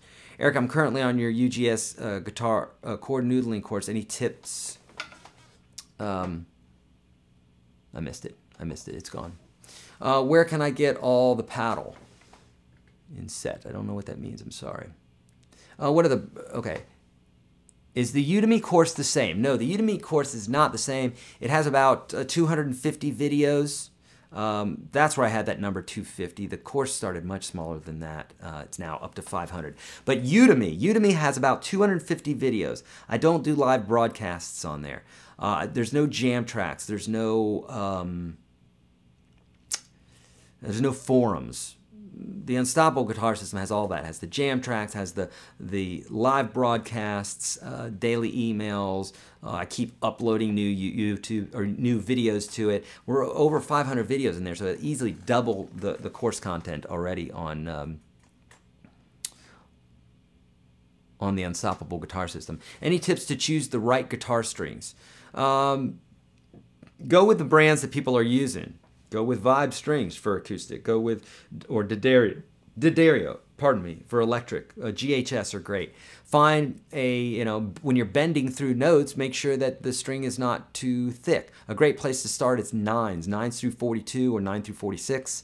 If you're feeling brave on the electric, later on you can do 10s, 11s, doesn't matter. But for acoustics, you want thicker strings typically, you know. To compose your own song, where do you recommend to start? Right here. Start right here. Watch this video again. Download that PDF at YourGuitarSage.com/30. Start with this. That's how to compose. Okay. Eric, can you talk about the spider fingers dexterity exercise? Well, no, because I have a video for that. Basically, and I talk about that in detail. So anything I have a video for already, I probably won't go into detail about it here, but the spider fingers exercise is basically, that's the one you're talking about. I have another one basically where I just move my fingers. I have 1 and 2 and 3 and 4, and I kind of do this like spider walk, if you will. And that's a great exercise to do to get your brain to start engaging. I mean, I can't even do it right now. Geez, I need to practice that one again. But basically, I'm moving 2 and 4, and then 1 and 3, like a spider. I'm creeping along like that. So that's something that that I'll do on occasion. It's great. Really gets your brain engaged in what's going on here, and you're building neural paths. You know. Okay, Eric, many times I find creating a song starting from the chorus and I have difficulty finding a starting chord for the verse. Any tips?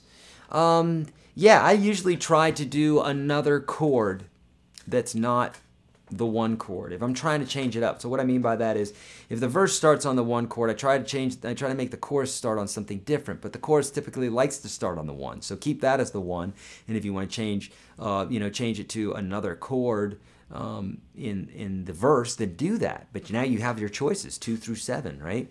7 you're probably not going to use. What is a good place to find songs to play tabs, etc. online? Ultimate Guitar. Ultimate-guitar.com. End of story. I don't like all the ads that they have, but it's the mother load of tabs. Okay, that's where you need to go. All right. I just saw another one. It's finesse, not speed, that gets you there. Indeed. Is it good to learn fingerstyle and strumming without choosing one? Or will it slow my learning down? Nope, it will not. Do them both at the same time. Obviously, if you're just concentrating on picking, then you're going to get better at picking quicker. If you just concentrate on finger picking, of course, that energy is going to be going towards finger picking. So doing both is not going to slow you down. You're just learning both. So yeah, less attention here, but it's not going to slow you down. It's going to make you a better player. So I would highly suggest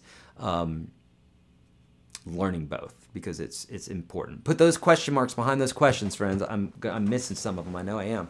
Any tips to find the right string to strike constantly during solos, etc.? Any tip? Yes. Watch the exercise videos in Unstoppable Guitar System. Watch in the free course, YourGuitarSage.com/30. Okay? Super important that you're doing those exercises. It's the only way to understand and to get this has to happen through repetition. Okay? Speed comes through accuracy and lots of practice, Bonnie is saying. 100%. Folks, if you're watching on YouTube, we got positions open in the chat room at YourGuitarSage.com/live. I'm not answering the questions on YouTube. If you're wondering why that is, I've mentioned it about 100 times. Not being catty with you, but we're YourGuitarSage.com/live. Go there. We've got positions open right now to take questions. We only have 190 people in there right now, and we can pack 250 in. So do it. Get over there. Ask me those questions, okay? Okay. Here we go. God, there's lots of questions I hadn't even gotten to. Okay, best way to practice chord transitions from one to another. Practice chord transitions from one to another. Take 2 chords and 2 chords only. Practice it very slowly, going from the one chord to the next. Don't strum. Just position your fingers, building one finger at a time. And then slowly the gaps will start closing, and the time that it takes to put one finger down, then the next, that'll start closing to where it almost feels like it's happening all at once. Okay? I have videos for that. Your Guitar Sage transition. Okay? That's Your Guitar Sage /hookers. I don't know if I have anything at that place. Oh, Brian, what am I going to do with you, buddy? Best way to practice chord transitions from one to another. We just said that. I want to learn both rhythm and lead. Where should I start? You should start at the free series, YourGuitarSage.com/30. Click on that yellow button to the right of the chat. That's where you need to start. That is where you need to start, my friends.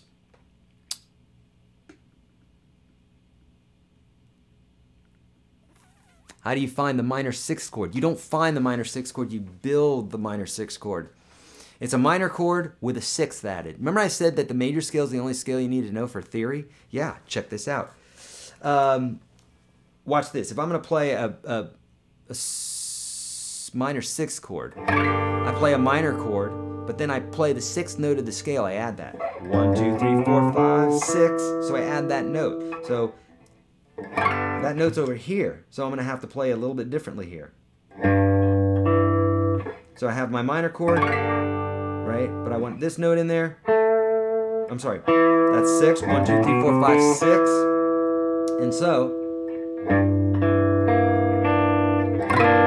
basically I'm playing the notes out of that scale, or out of that chord, out of the minor chord, but I'm adding the 6, okay? Okay.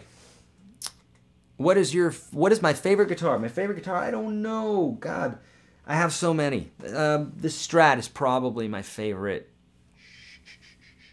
But I love my Les Paul. My SG, I love him. As far as my acoustic, I love my baby. And the Gretsch. I can't forget the 59 Gretsch. I mean, that thing's a beauty. And of course, my Telecaster. So I don't know. I can't pick one. That's like picking a favorite kid. Can't do that, right? How do you do hammer-ons, hummer-ons, and pull-offs? Well, that's something totally different than a hammer-on. Hammer-on, hammer-ons. Search your guitar. I tell you what. Watch the free series. I have a video that goes that in detail. But essentially, a hammer-on is when we pick a note, we take our finger, and we hit the string like that, the same string. Takes some getting used to it. First, it won't happen for you. A pull-off is when we do the opposite. We pick a note, we pull off.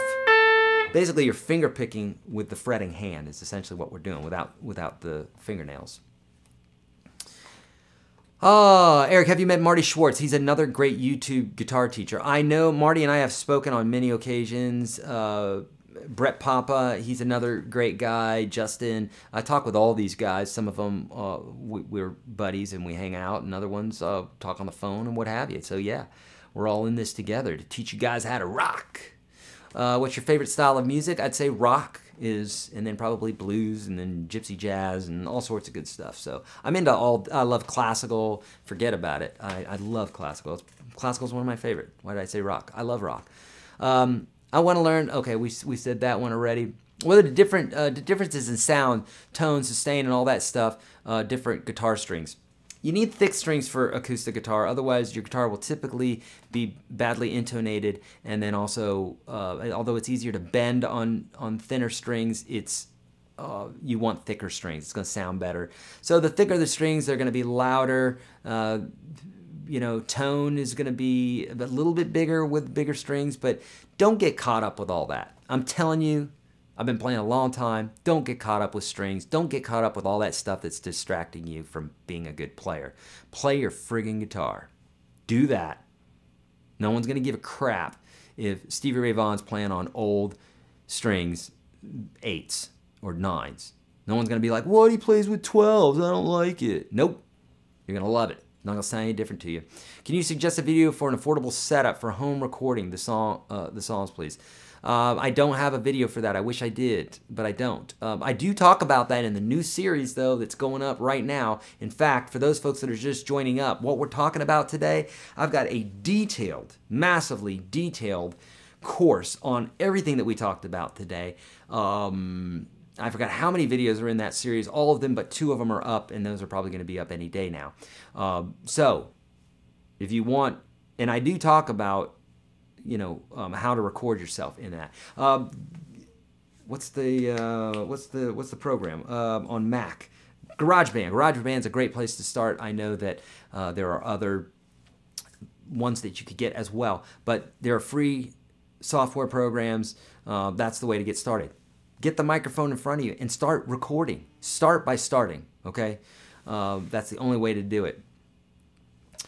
Eric, recommend working sessions video registering to correct our beginner leaks. Hi, Eric. Do you recommend working sessions video registering? I don't know what that means. I'm sorry, but Sven, watch the free series. Click that link to the right, that yellow button, or go to YourGuitarSage.com/30. Do I recommend that for who? I recommend that for anybody with a head and a guitar. Seriously, I don't care if you've been playing for 50 years. I don't care if you've been playing longer than me. Tons of folks that are doing that, okay, that are seeing major gains, you know. Binky, did I miss your question? Did I miss your pick question? Probably, yeah, they're flying by. Are Ibanez Super 70 Soap Bar and Super 80 Flying Fingers pickups any good? I don't know. I've not owned either one of those. Will we be able to see this replay somewhere? Yes, you will. On YouTube, it'll be up there. Okay, as soon as this is done, it will be up there available for you. Yes, pickups are subjective. Indeed, Nerve is saying. Everything's subjective in music, you know? Okay, Eric, I have to explain something about different music genres at school. Do you maybe have some suggestions of what songs I can play as examples? Yeah, play a 12-bar blues progression on YouTube. Type in Your Guitar Sage 12-bar blues. I've got like 1,000 songs up there, so any one of those songs, watch those. Type in Your Guitar Sage reggae. Type in Your Guitar Sage country, and take some of those songs as examples. You know, that'd be a great place. Is it better to practice chords and rhythms with a metronome? Yay, someone wants to play with a metronome. It will be if you're looking to correct your timing, yeah. But don't be religious about anything with music. Music's meant to be enjoyable. So yes, practice with a metronome if you want to get your timing better. Yes, yes, yes, 100 times yes. But don't do it to where it squelches your playing, where you don't want to play anymore, okay? It's a balance. Do I have any shop for me to buy a guitar set? No. I mean, I've got my Amazon store, but no, just going to Amazon and getting that. I mean, I have an Amazon store, but I don't really do much with that, and I wouldn't even know the link off the top of my head. So, so no, just go to Amazon or Musician's Friend, Guitar Center, any of those. Folks, if you're watching on YouTube, we've got available spots in the chat room. That's where I'm answering questions at YourGuitarSage.com/live. Not here on YouTube. The video's over there where I'm telling you, YourGuitarSage.com/live. Head over there if you want your questions answered, because you're typing them on YouTube. You might as well be writing them on a piece of paper and holding them up to your screen, because I'm not going to see them. All right, there we go. All right, questions. Here we go. More questions. Wife ever write with Billy Crane in Nashville? I don't know. If he's a famous songwriter and he's still writing, chances are yes, because she writes with everybody. Most everybody. Make the metronome your best friend. Currently, the metronome and I are in love-hate relationship. Indeed, it's always like that, right? And it's important to just keep working it and keep getting better at it. So, all right. If you were to pick an open tuning to learn, which one, E or G? I don't play in open tunings, but you know, Dadgad's a good one. Dadgad's a great one. I hear good things about that all the time. I'm still trying to learn standard tuning. Is the giveaway over? Yes, Houdini, it's over. How do I adjust to play with a metronome? You play with a metronome. I have videos on this. Your Guitar Sage metronome. I'm pretty sure they're on YouTube. If not, I definitely have them inside the Unstoppable Guitar System, where I really show you how to play with the metronome. Who's my favorite guitarist? Oh my God, so many. Stevie Ray is definitely up there. Yngwie Malmsteen, M-A-L-M-S-T-E-E-N. The guy is an absolute insane beast on the guitar.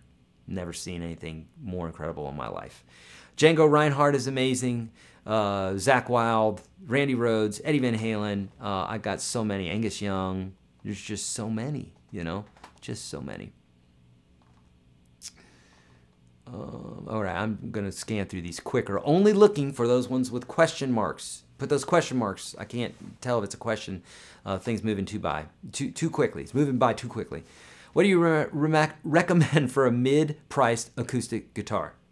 I recommend an Epiphone Masterbuilt. An Epiphone Masterbuilt guitar. Okay, that's what we want. Epiphone Masterbuilt. For some reason, I just lost my connection to...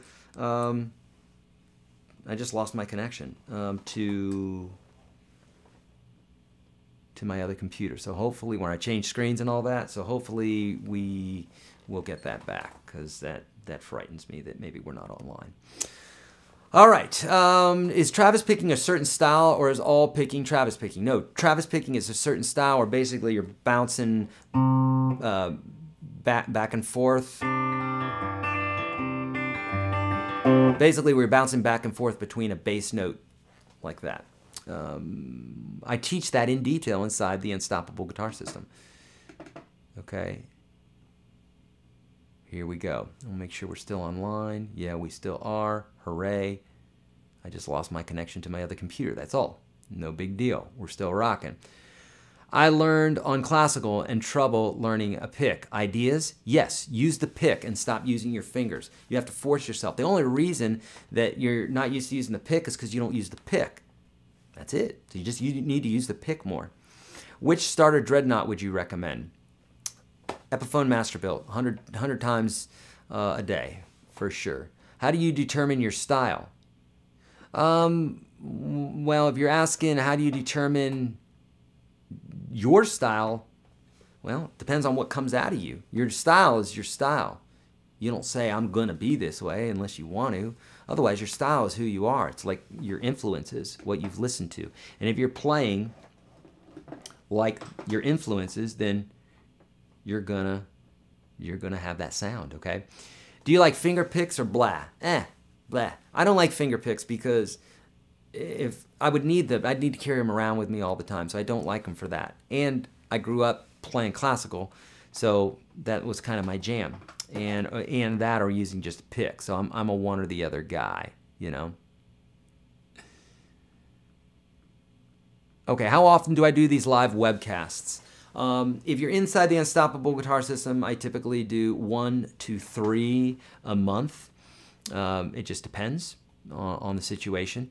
And then online, let's see, on my Facebook page, I typically do at least 1 a week, sometimes 2.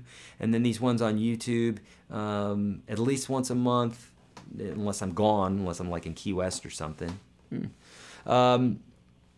So I'm doing them all the time. But sign up with my Facebook and Twitter and all that stuff, and then you're going to know about them as I do them.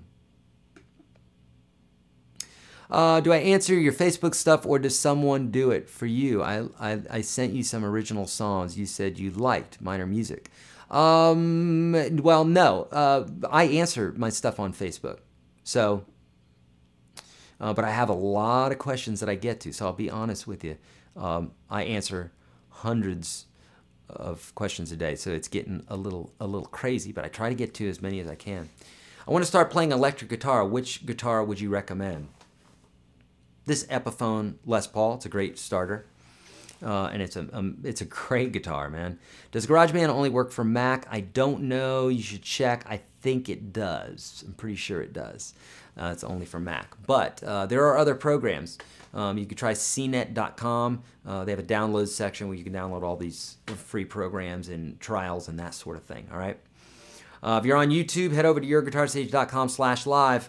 Friends, we got spots open, okay? And this coupon code that you're seeing right here, friends, $200 off. Let's talk about it really quickly. $200 off Unstoppable Guitar System, making it $200 or less than $200. If you've ever thought about getting in, get in now. Now is the time because this is cheap. It's cheap as all. Cheap as all get out. Is the cage system only bar chords?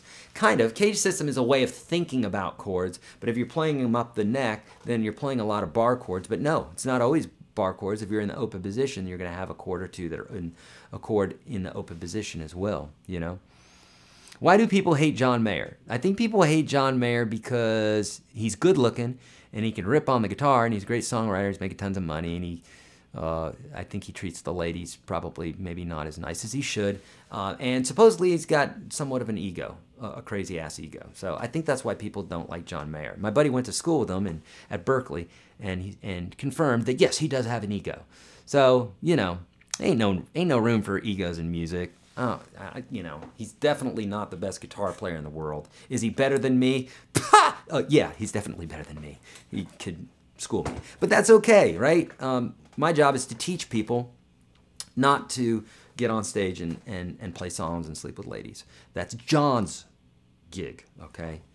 I love teaching you guys, all right? I'm a weirdo. What tuning do you play in? I want to try something other than the main tuning. Don't try something other than main tuning unless you've dominated standard tuning. What are you doing? Don't do that. You're distracting yourself from being a great guitar player. Standard tuning all day long. You know, folks, listen to me. It's not just that. And I don't mind these questions. I love them. They're important questions. But I want you to understand the gauge of the string, the type of the guitar, the genre that you're playing, how you're tuning, all that stuff. Distractions. That's why I say to folks, start with the acoustic guitar because you don't have buttons and switches and everything else. Start with that because it's so much easier. Just become a good guitar player. Just get in a room with your guitar. That's all you need. These lessons are very helpful to get you there quicker, but ultimately, if you just got in the room with a guitar, that's all you need. That's all you need in your brain, okay? You can do a lot with that. How can we clean humbuckers? Can you remove a string and put it back? No. When you take your strings off, clean your guitar. Otherwise, no, don't put your strings back. That's time consuming. As a youth, I thought it wasn't worth it to learn any covers. Needless to say, I'm now in my 30s and realized that what a stupid way to think. How can I build my cover repertoire to catch up for lost time? Subscribe to youtube.com/YourGuitarSage and start watching those songs. A quicker, maybe not a quicker way, you just peruse the list. But another way to do it is just type in on YouTube, type in YourGuitarSage and the name of the artist that you want to learn from. Start with the songs that you love and stick with the songs that you love. There are so many songs out there. I only play the songs I love, and I haven't even got to a fraction of them. But that's what to do. Michael Schenker is your animal spirit. Nice. Great guitar player. Oh, what song is that from, Stefan? I never thought I'd die alone. I laughed the loudest, who'd have known. I know that song, and I love that song, but tell me what song that is. I forgot. I laughed the loudest, who'd have known. I never. Okay. I love that song. Oh, I know what it is. It's Adam's song. Oh, I love that song by the Blink-182. I love that song. Adam's song. Yeah. Okay. So on the 1-4-5 chord progressions, use a solo built from a 1 scale, major scale. No. So from a 1, yes, indeed. So if you're playing like G, C, D, then use G major scale. If you're doing like 1-4-5, like a blues style, then use the blues scale, okay? Can't grow fingernails long enough. Would glue-on nails work? Yeah. A lot of my buddies do this all the time. Teaching buddies do it all the time, and just professional guitar players. Yes. Do it. Shall one get an electric acoustic, or is there a compromise? Which one should avoid with that option and simply get an acoustic? It just depends on what you want, you know? What do you want to do? Modes. Modes are versions of scales. They're used a lot in jazz. If you don't like jazz, don't worry about modes. Otherwise, on YouTube, type in YourGuitarSage modes. I go into a lot more detail inside the Unstoppable Guitar System. Do you notice a pattern here? I do have stuff on YouTube, but I have to pay for things like this camera and these lights and this guitar that I'm giving away and a bazillion other things. So I have a premium product for folks to really, those who are really serious about learning. That's what that's about. That's why I'm giving you $200 off of it today. So, yes, I teach stuff on YouTube, but the detailed stuff is in the Unstoppable Guitar System. How long will it take to learn to play Crazy Train? Impossible to answer that question. Depends on who you are. Depends on how much you practice. Depends on where you're at, how old you are, a bazillion other things. How good you think done is, you know, when you're able to play it. So you can't really answer that one. When are you going to have the Sage T-shirts for sale? I know we need to do that again. No plans right now, but yes, we will do it again for sure. Okay. All right. Let's keep going, friends. I mean, we got 155 folks here. We might as well, right? Payments available after 200 off. I'm not sure what that means, but right now it's $200 off, so it's literally $200 for the system. All right. GarageBand is available on iOS and Android, so on your phone, no one has an excuse not to record themselves. You can get GarageBand for your phone. That's amazing, right? Yes. What bad effects on my practice terms? Someone's asking about their guitar being a half step low. Would it affect long term? It's not going to affect anything long term. No, not at all. What is the quickest way to tell which key a piano player is in? You can look at the black notes and the white notes. If it's all the white notes, they're in the key of C. You know, basically you can learn key signatures, but what's the first chord and the last chord of the song? That's the easiest way. That's the quickest way. That usually will help you. I have videos for that inside the course, obviously. Okay, jeez, do I meditate? Yes, I try to meditate daily, and I try to. Am I here? John, yes, you are here.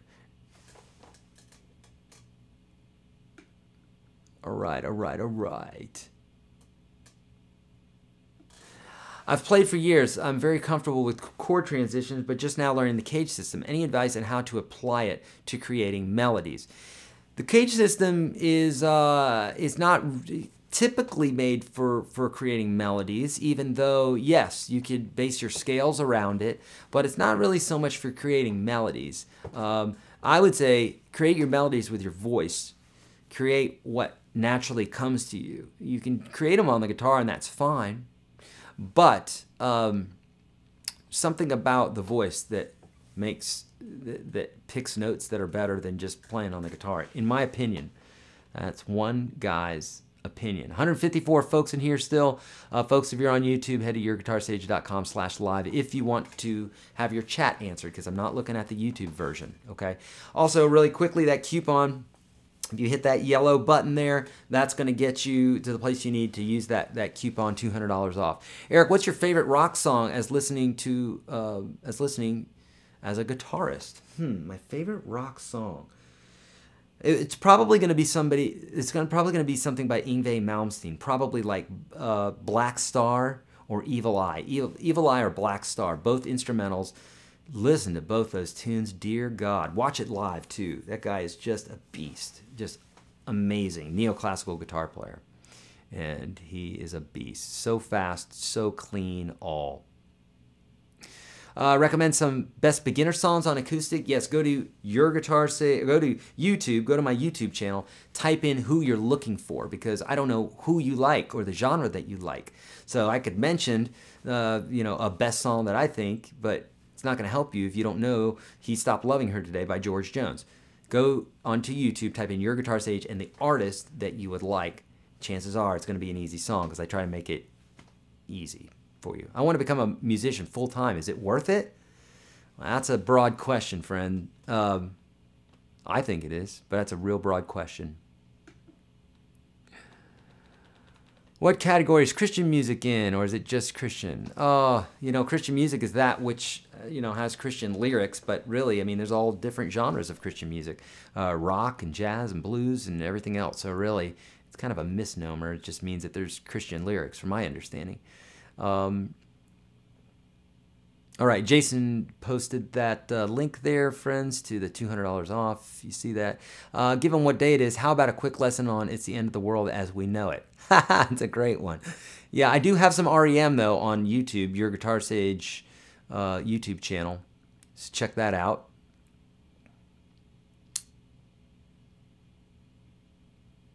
The Fender Squier Affinity Stratocaster, it's a cheaper model. You get what you pay for, but honestly, with the cheaper guitars, you're getting more than you pay for, in my opinion. What I mean by that is you can buy these $100, $200 guitars if made by, Epiphone or Fender or something like that. These guys know how to make guitars, and they know how to make them cheap. So, like, you can get a lot for your money. Is it going to sound like the $1,000 version? No. Is it going to play like it? No. But the difference in what you're paying, if it's 10 times more for an American Strat than it is, the Squier Affinity or something, it's not going to play and sound 10 times better. If you could quantify that, it may play twice as good, but it's not going to be 10 times better, if that makes sense. Do I have a video on fingerpicking? Yes, in the free series. Hitting that yellow button right next to the chat here will get you, will show you what I'm talking about. Yes, I have that. Or on YouTube, just type in YourGuitarSage fingerpicking. What audio interface do I use for recording? It's the same one I used live here. It's the Scarlett. It's made by Focusrite. So I have a couple of those. I've got a 2 in, or it's more than that, but 2 in the front, and then I've got another one that's 4 in the front. That's the one I'm running through right now for this broadcast. Yeah, they're great interface. Do you recommend private lessons in combination with UGS? Yes, if you can afford them, by all means, it's great. But it depends on the teacher, too. You can get a teacher who's steering you the wrong way, or just not a good teacher. But you'll know that, right? The way I teach, let's make sure that they teach, that they teach similarly, right? Where they're it's you're the boss, you're saying what you want to learn and those sorts of things. And they're not just like, learn this song, boom, Which online course? Yeah, Ken Tamplin, actually we've spoken before, Ken and I, but and I grew up listening to him, but yeah, he's a great singer for sure. That's a good one. Says there's a 3 payment option above the yellow banner. Yep, click that and you'll find out more about it. Have you ever considered installment payments for the course? Yep, we have them. That's what the 3 payments are. Sorry, a bug just got on my on my pad here. That's crazy. Yes, we have installment payments. I want to get started with fingerstyle. What would be a good online starting point?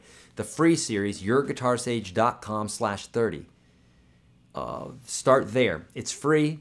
It has finger picking. It has all sorts of stuff in it. And then on YouTube, type in Your Guitar Sage finger picking. Obviously, I have massive amounts of high quality finger picking videos inside the Unstoppable Guitar System. That's where the cream of the crop is, friends. So if you can get in there, if you have $200 and you're serious about guitar, get in there today.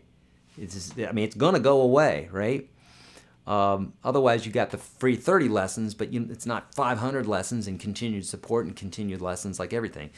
Bite the bullet if you're wanting to really play guitar. If you're serious about guitar, do it. I mean, don't wait. Just get going. I don't know what else I can do to give you a great opportunity and great reason to start here, right? Do you have a recommended speed to work through the UGS? Yes, your speed. Take your time. Enjoy the ride, and you know, if you're getting frustrated, slow down. If it's boring, speed up. You know.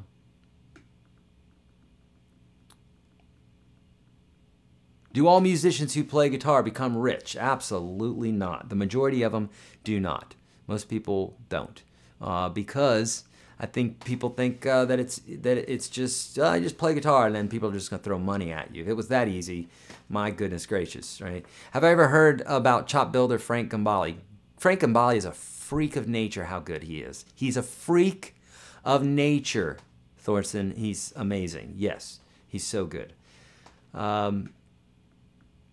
Tetley, no. Most are starving at multiple jobs. Exactly.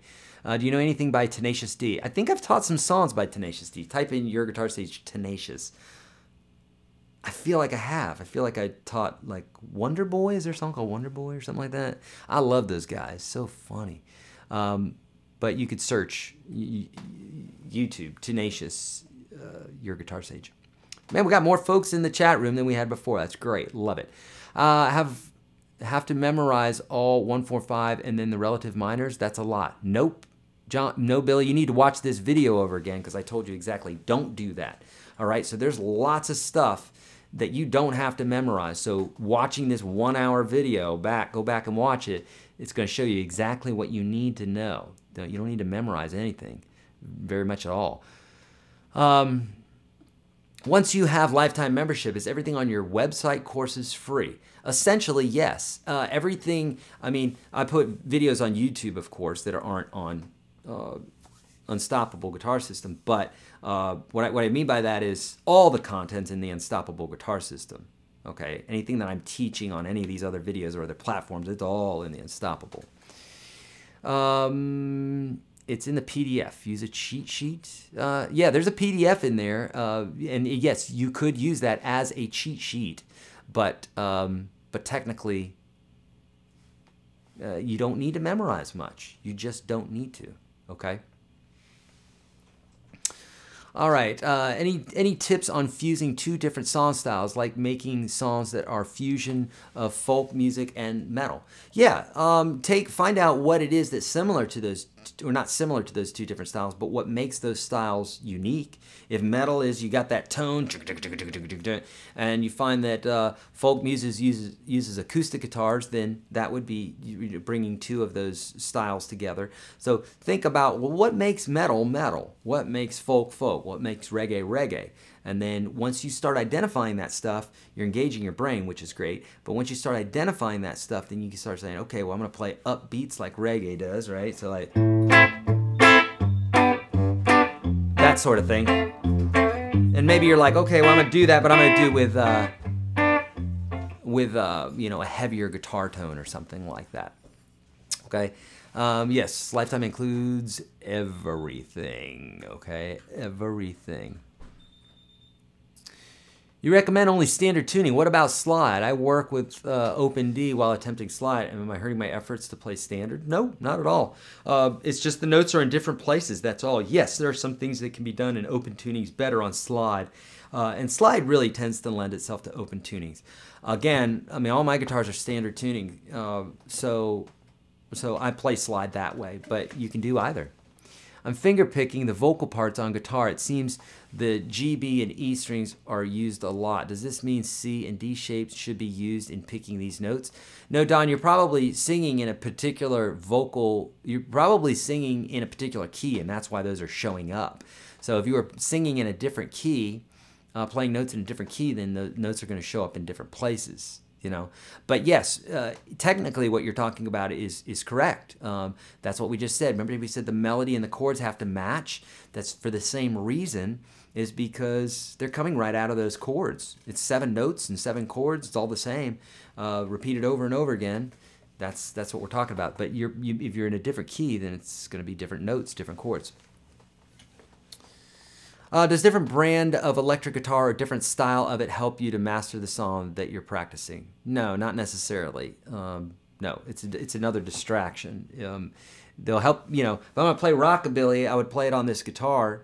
If I was playing rock, I'd play on this one. If I'm playing blues, I'd play this one. So it's helpful, but I mean, there's nothing to say I can't play blues on here.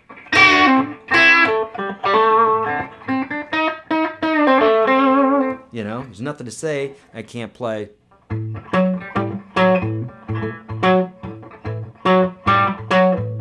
Play some rockabilly or something on there, or blues, you know. So, yeah, distraction, I'd say. The E string is the root notes. I don't know what that question means. Sorry, bud. Do you think that Harry Cody is a great guitar player? Is he still playing in a band? Don't know who that is. Just a quick thanks for everything. You are so welcome, my friend. Let's get to some more questions. Man, I love it. We got 155 folks in here, still standing strong. Love it. What do you think about the Yamaha Pacifica? They're great guitars. I've given one away here, so yeah, they're awesome, you know. Okay, great. Is everything recorded on YouTube? Yeah, this will all be recorded on YouTube. Are all courses accessed via YouTube? No, not at all.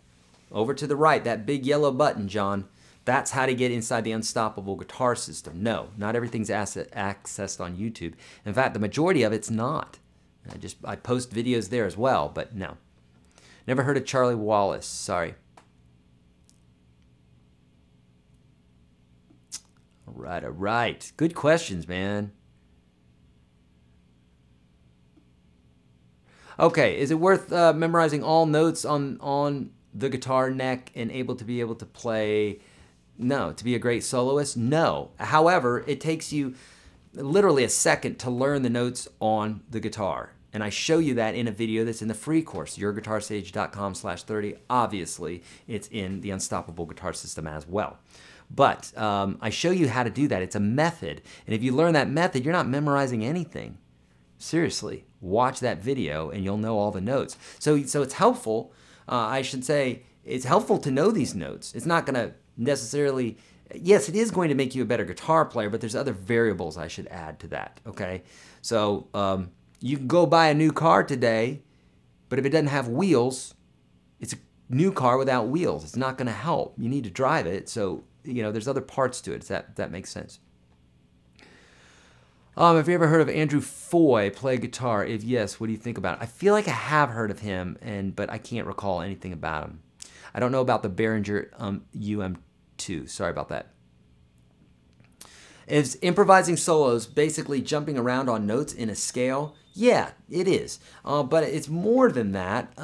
You know, it's more than that in that you're going for this sound. You're going for this phrasing sound to sound great. You know what I mean? So you don't want to be just like randomly jumping around notes like that. That's going to sound really weird. You got to say it in phrases. For the same reason we wouldn't, you know, I'm talking in phrases now in sentences with commas and question marks and all the rest. You know, we have to phrase the same way for it to sound legit. Does that make sense? Okay. Eric, do you have a band? I'm not in a band right now. I do. I have a project right now called Kirby and the Roaches. It's Kerby. If you want to open it up in another tab, Kirby and the Roaches. We're on YouTube, Spotify, all these places. We've only uploaded like 4 tunes. That's just a little project that I'm doing with my wife. But I'm not currently in a band right now, but have been in a bazillion. Been in a bazillion of them. You know. John, no, there's not a payment plan with a 200. It's 200 get in or do the payment plan. So there is not a payment plan for that. How would you rate John Bonamassa? Awesome. From 1 through 10, I would rate him an awesome. He's insane. Yes, there is an installment plan, but not for the 200. I'll repeat it again. There is an installment plan, but not for the 200. That's just one-time payment. Cheapest delay pedal. I'm telling you what, get the Line 6 M5. I talk about it all day long. It's about 120 bucks. Don't get cheap. Get quality and great and bang for your buck. And that M5 pedal is amazing. Line 6 M5. Get it. It's got 100 and something effects in it. It's amazing. All right. I do have a $40 a month option. Thank you, Jason, for that.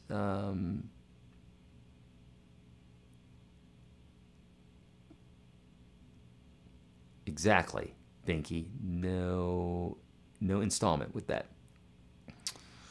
All right.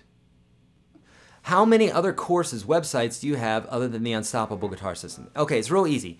The Unstoppable Guitar System is the creme de la creme. It's the big one. It's where everything's at. I don't put anything in there that I don't put stuff on YouTube or my other Udemy or something like that that doesn't end up or doesn't go there first. In the Unstoppable Guitar System, that's everything. It's all. Udemy is a platform. It's a website. It's not my website. It's where other people teach things like meditation and yoga and bass playing and that sort of thing. Udemy.com. And I have courses there. In fact, I've got the #1 guitar course that's on there. Yay, that's awesome. I've had more than 80,000 people go through the course. It's amazing in over 190 countries. What? Yeah. So that's Udemy. Those courses are there. Are not as complete as the Unstoppable Guitar System. Unstoppable Guitar System has a lot more. It has the jam tracks, the live broadcasts, everything else. Udemy is just the course. It's cheaper, but you don't get nearly as much as you get in the Unstoppable Guitar System. In fact, the biggest course there I think is 197 bucks. Usually, sometimes you'll find it at a discount. This big course is $199.95 today. What? And so YouTube, if you use this coupon, and YouTube is just free videos. So there you go, right? 153 folks in the room. I love it. Okay. What about us guys that only get paid the last day of the month? I laugh out loud. Eric, you're killing me. Well, you could write to support and see. I don't know. I don't know if we can do, I don't know what we could do in that case. See, it's hard like this when you're dealing with thousands of people to make special dispensations for folks because it's an electronic system, so it's difficult, right? Tom Scholes is an amazing guitar player, right, from Boston. No, can I pay? I'm not even sure what that song is. That someone's asking me to play. I'd have to look it up. I may know it. So the Unstoppable is the bomb. Yes, that's the everything. That's where you need to go. It's like it'll serve you for the rest of your life. You know, it really, honestly will. Look, your first choice is. I mean, you're watching me. Whoever your guitar teacher of choice is, go with that person. If it's Marty, go with Marty. If it's me, go with me. If it's Papa Stash, go with him. Because there's one guy who's going to teach you more, talk to you more, personality and everything. But once you settle on somebody, go with that person, dig in and get some lessons. This course, I build this course out in the exact way that I would teach you one-on-one.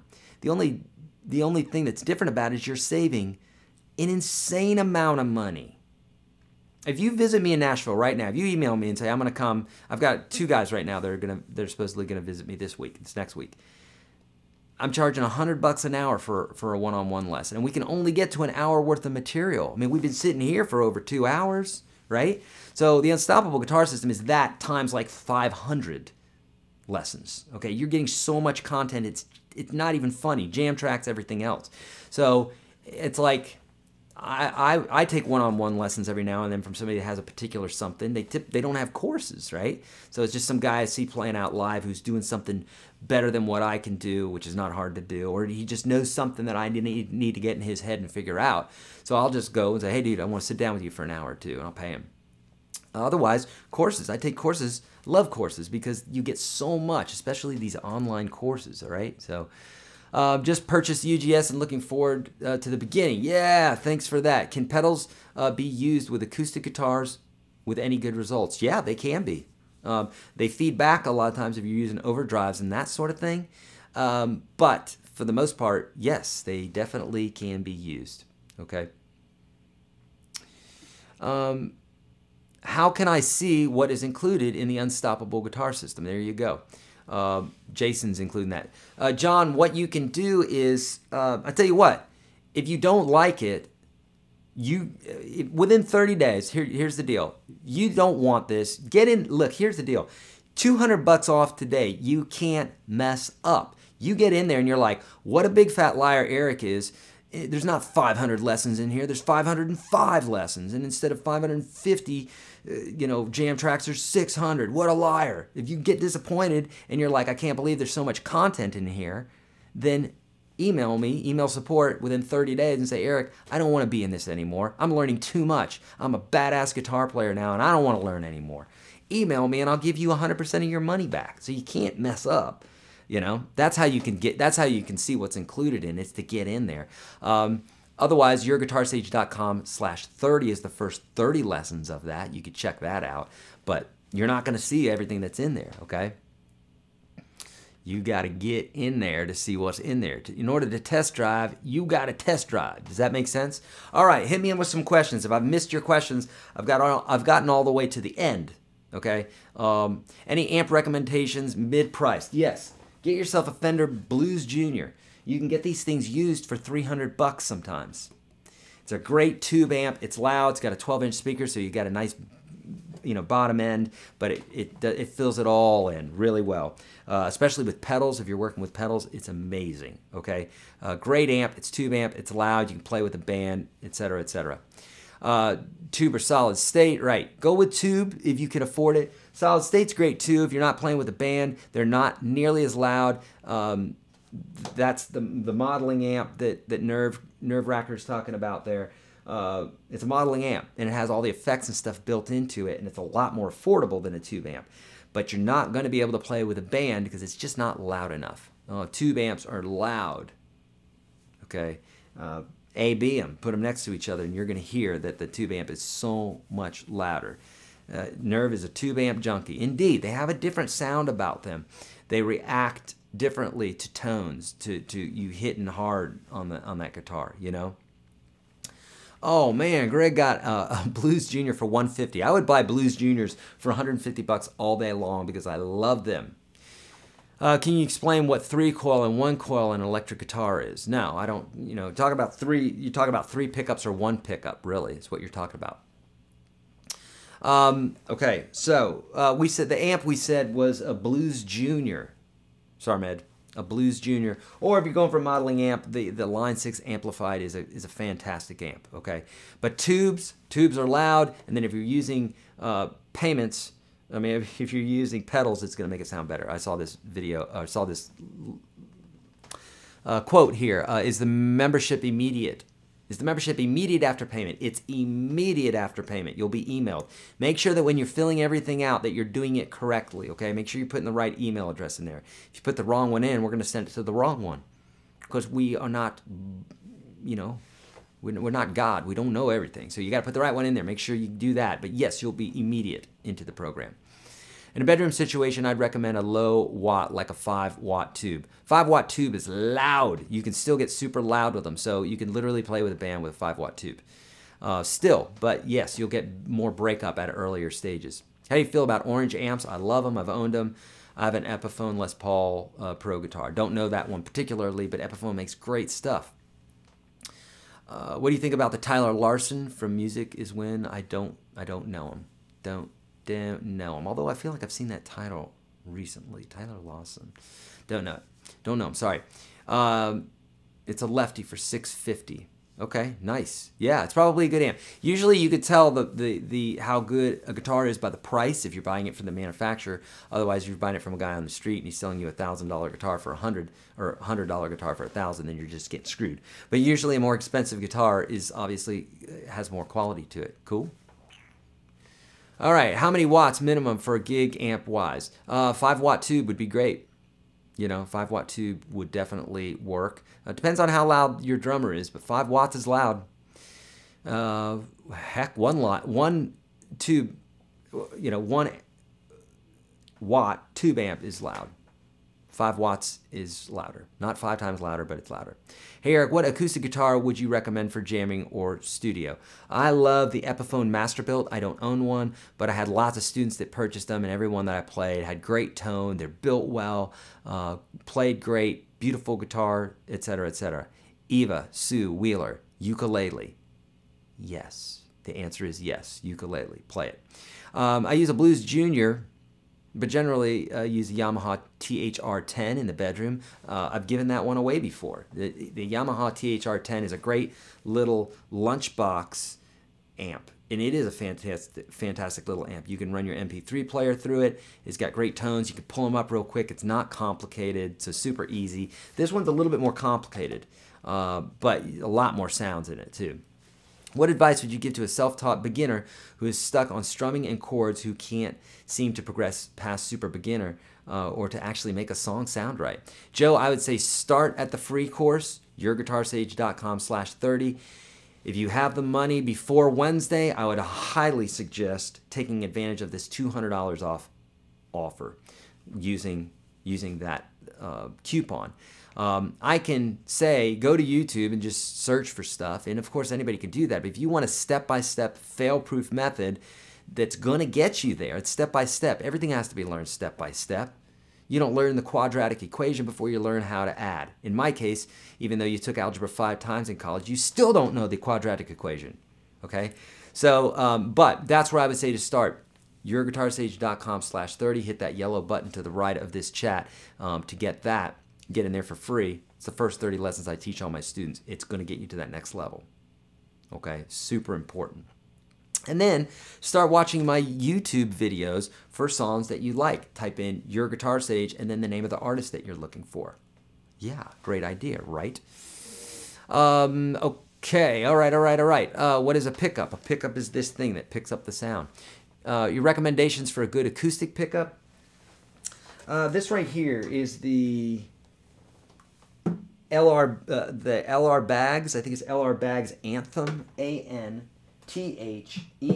It's the best sounding acoustic pickup ever in the history of ever. Has a microphone in it, and it's the only one you need. It's expensive. It's like $300, but you either get cheap or you get good. All right. You usually don't get both. Okay. Okay. I'm in the process of introducing guitar, bass, drums to my young kids, 5 and 2. I was wondering if you could give me any advice on how to teach them. Yeah, be very patient. Watch. There are lessons out there for kids on this stuff. For the guitar, have them start on my course. For the bass, I'm sure there's somebody out there teaching. Just look for beginner stuff. You just want to teach the baby basics. Don't get overwhelmed trying to teach them or overwhelm them by giving them lessons that are too advanced. You just want the basics. You want them to enjoy it and be very patient with them, okay? Any thoughts on the Washburn Comfort series? Don't know about it, sorry. Do you like Marshall amps? I love Marshall amps, yes. Even though I don't own any at the moment, I've owned many Marshall amps. And I plan on getting another one again. I'd like to get an old Plexi is what I'd like to do. Eric, what do you recommend for a durable, long-lasting capo? My friends, the X Guitar X. So I gave away 4 of these today in the guitar packs, where we gave away all sorts of great stuff. Do that, okay? The X Guitar X is a great capo.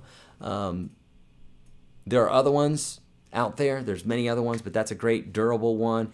It's you know, it's the kind that you can put on your guitar. So I can literally just sit it right there when I'm not using it, or I can, I don't need to put my hand on this side of it, but you know, that sort of thing. So X Guitar X is a great capo. There's other ones out there as well. Thalia is a great, more expensive one in the very expensive range, but it's a great bit, you know. Dunlop makes a capo, Kaiser makes a capo, Shub, Click, Thalia, a ton, Planet Waves, ton of folks do them. Well, I do some Metallica lessons. It's not on my radar, and Metallica is one of my favorite bands, or at least they used to be. But I don't have a lot of Metallica lessons. I'm not playing a lot of thrash anymore. You know, I used to love that stuff, but not as many anymore. Okay, good questions. Keep them coming, friends. If you're watching on YouTube, you're in the wrong place to be posting your questions. If you keep posting your question over and over again and you're just getting pissed at me because I'm not answering them, it's because you're not at the right place. Yes, I'm on YouTube, but I'm not looking at that screen right now. I'm looking at YourGuitarSage.com/live. Head over there. We got room for more questions. And it's a great time. It's settling down a little bit. Now you can get your nitty-gritty questions answered, okay? So do that. YourGuitarSage.com/live. The link for that's in the description of the video. So go there, click. It'll take you straight over there. You can download the PDF. Get this coupon that's going to help give you $200, whole 9 yards. Find chords on any key. On the PDF, the green circles are the 1, 4, 5. The top one starts on the 6th string. The top frets is different from the lower fretboard. You're mixing them up, Billy. The chords and the notes are two different things, okay? So what I'm doing is there's a PDF there where I show you where the notes are at in a particular key. You know, and that moves linearly up and down the fretboard depending on whatever your 1 is, whatever your tonic is. Other than that, you know, once you're in a particular key, those chords will coincide. So if it's a 1 chord in the key of G, it's a 1. If it's in the key of C, then the C is a 1. Does that make sense? When I'm playing a song like it has to be played in 1 fret, it is hard to press the string, but when I try it like 4 fret, is it a lot easier? Why is that? Okay, so what Stefan is probably saying is, you know, the nut lifts the string up a little bit, so that string is a little bit harder to press down, but as you get to about the 4th fret, it's easier to press down, which is great for our weak pinky. And as you get further up the neck, the strings go up, right? They go up in height, so sometimes it gets a little bit harder again.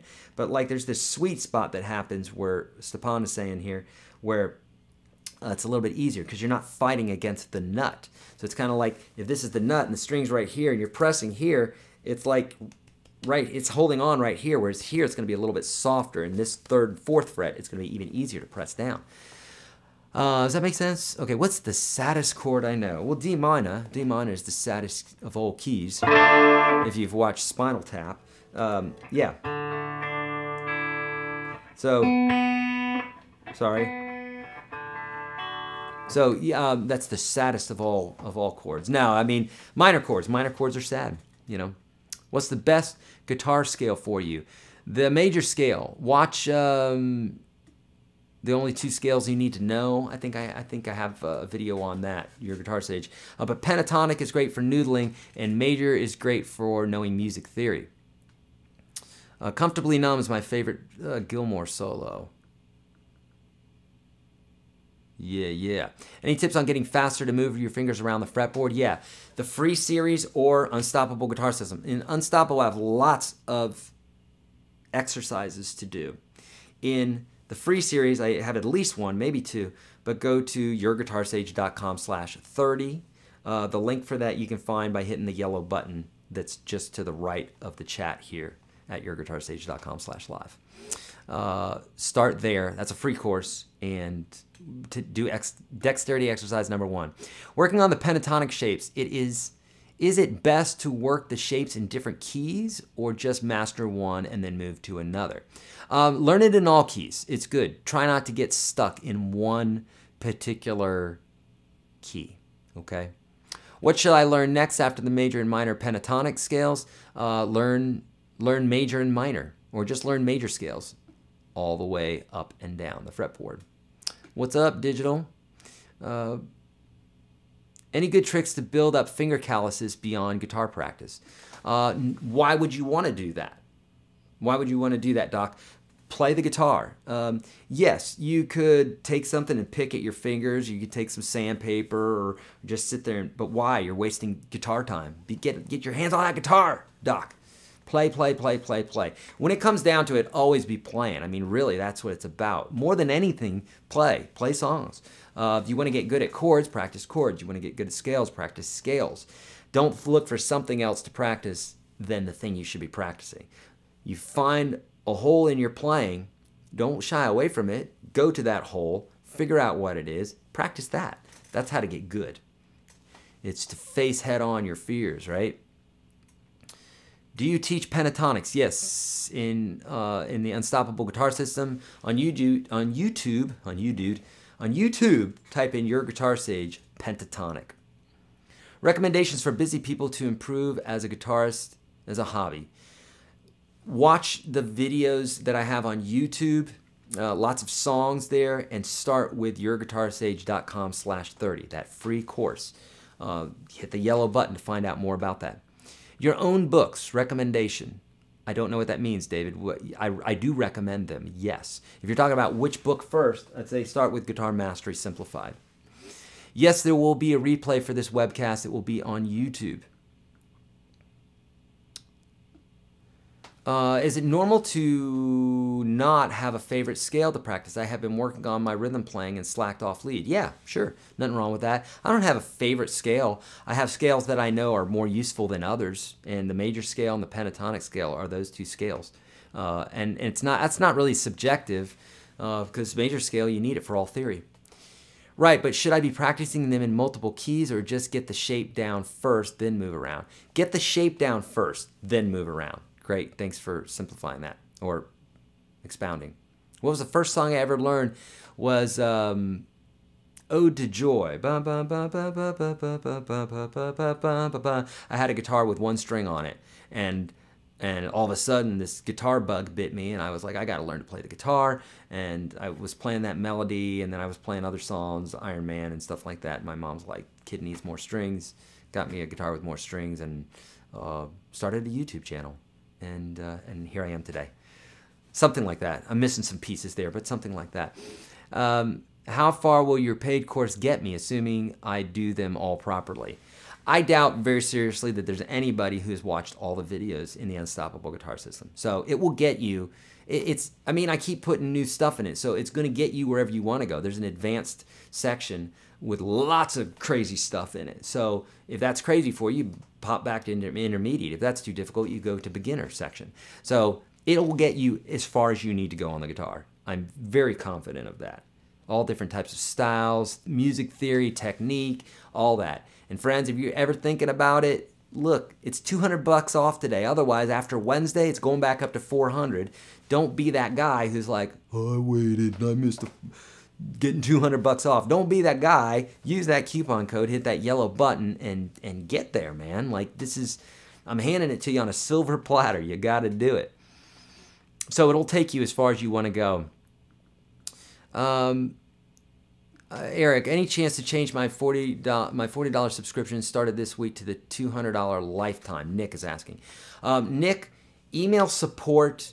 Yeah, there you go. Jason answered that one for me. Thank you. Email support at YourGuitarSage.com. Any good Black Sabbath Tony Iommi stuff you can post? Yeah, go to YouTube. Type in YourGuitarSage Black Sabbath.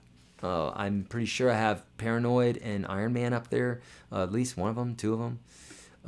Put sandpaper on your keyboard. Could you do a lesson for the solo for Comfortably Numb? I've been thinking about it because I love it so much. You know, could I play Comfortably Numb solo right now? No, because I don't know it real well. I mean, I know it a little bit, you know, but no, not enough to just pull it off right now. It's not. I'd have to. No, sorry. Best PA systems. Playing a coffee shop. I don't know what's popular today, Kelly. I don't know a great PA system per se. Do I use a DAW, a digital audio workstation? I do. I use Pro Tools and I use GarageBand.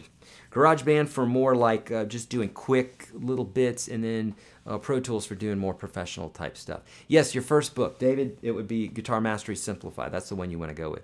Can you do a lesson for Hotel California by Eagles? I would, except when I put it up, the publishers, this is the kind of stuff I run into that you guys don't see. I get lawyers calling me, record label heads calling me, no joke, wanted me to take videos down because I'm teaching for free on YouTube because they fear that I'm somehow taking money away from them. So I had a video for Hotel California, and the publishers said take it down, and I said, well, to hell with you, I'm never teaching another Eagles song again. Homie, don't play that game. I'm helping them out, and they're telling me not to do that. So Eagles, suck it. Can you show right now a scale up and down the fretboard that will sound and look like, please? Yeah, it's in the free PDF though.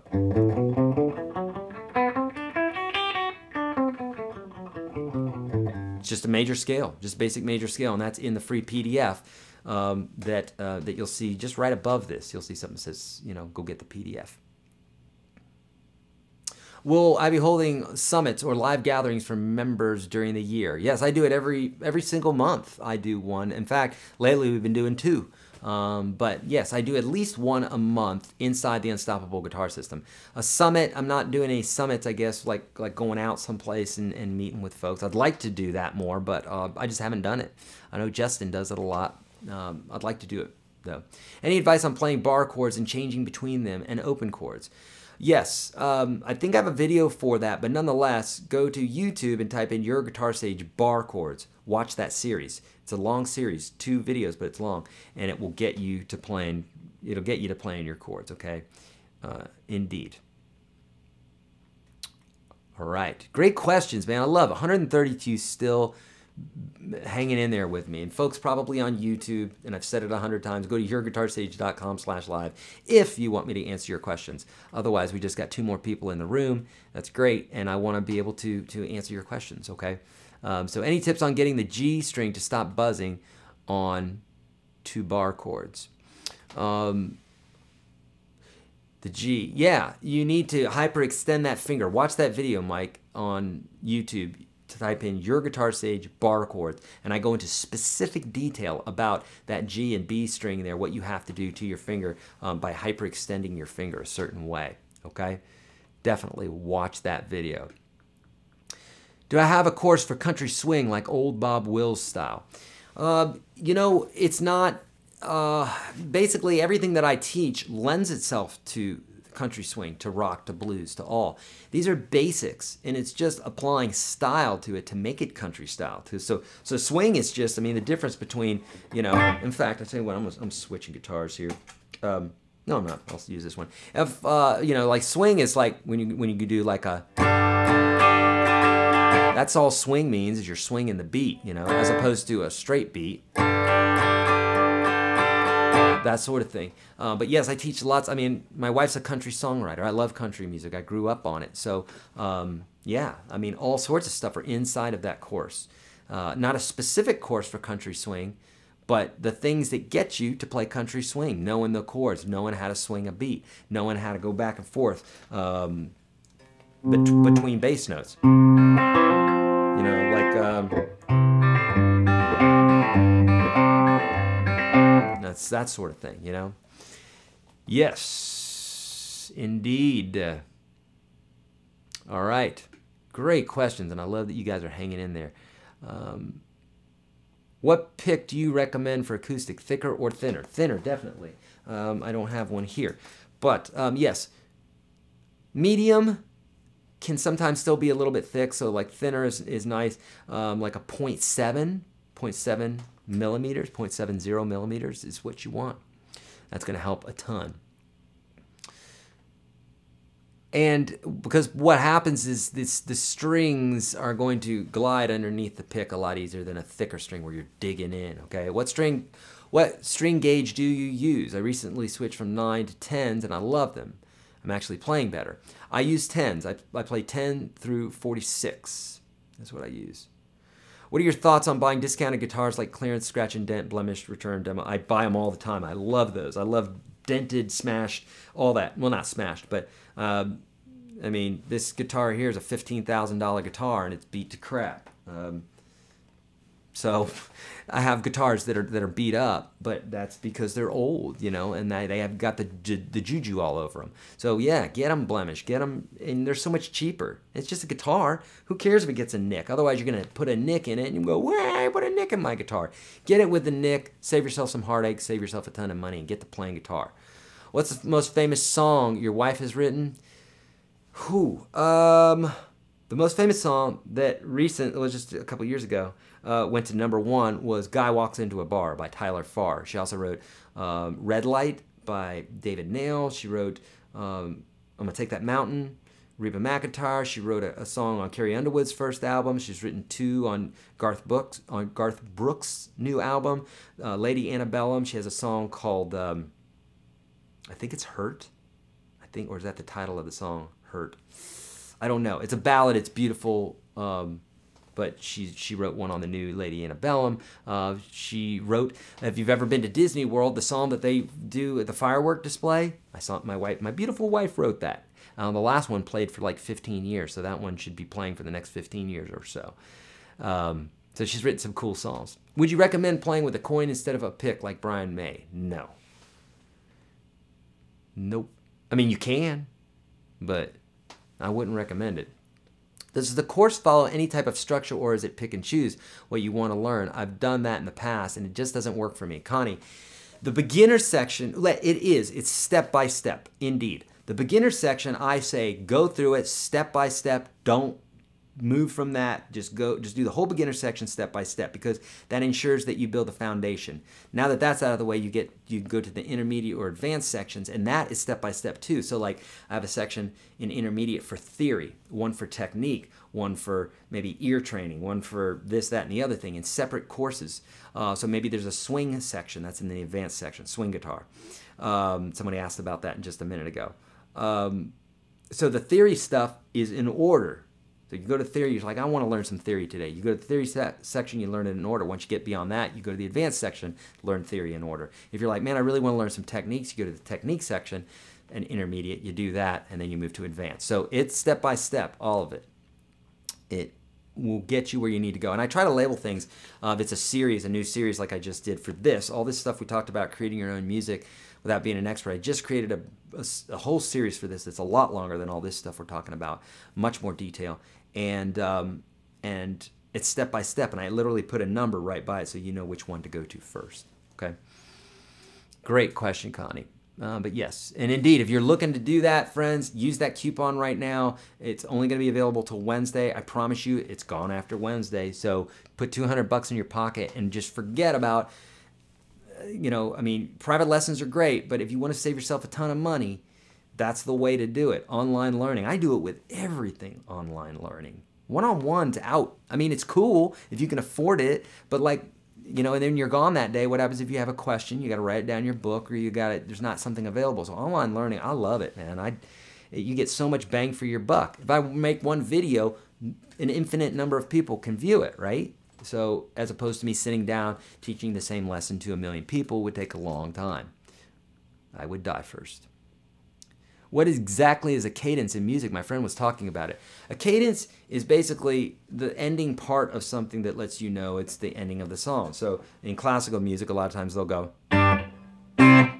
That's called a cadence. It's just something that's basically at the end of the song that basically brings it together. Okay. A lot of times it's 4, the chords 4, 5, 1. Okay.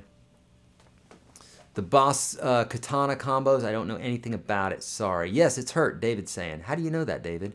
Well, what I'm saying is, I don't know if she wrote that, unless you're looking at her. Her name is Melissa Pierce, P-E-I-R-C-E. That's my wife's name. So if it says hurt, Melissa Pierce, and I forgot who else she wrote it with. I think Ben West and somebody else. But nonetheless, if that's it, then that's the song. Sorry, I got a lot of songs in my head, and a lot of other unnecessary things that are up there that don't need to be, but they are anyhow. So I get confused sometimes. Would there be a benefit to moving up pick thickness as a beginner, as beginner progress? No, not necessarily. It's like, what sound do you like? So for electric, I use thicker picks, and for acoustic, I use thinner.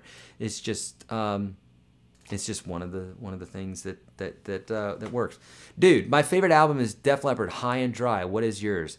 Jerome, at one point in my life, High and Dry was my favorite album. Def Leppard is the reason why I play guitar. I saw them doing Foolin' from Pyromania. I saw the video for that and was just like, dear God, what is this that I'm looking at? I've got to do this. There's girls, there's rock and roll, there's smoke, there's electric guitars and screaming guitars. That's me. I got to do that. So that's what I did.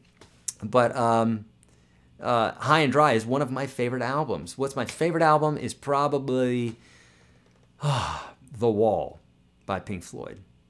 I have to pick a favorite. I got tons of them, but that's my favorite. Do you think that copper picks are better than normal plastic picks? No, not better, just different. And really, that's with everything. You can't say one guitar is better than another. You can. You'd be a liar because it's all subjective. Just like there's not a song that's better. The Wall is my favorite album. High and Dry is Jerome's favorite album. So everybody's different, you know. Everybody's different. But I have copper picks. I have metal picks. I've got stone picks. I've got all different types, and I don't use them very often because they're just too thick and they're just too bright sounding or too dull sounding. I like guitar picks. But I use different stuff for different things, for different, applications.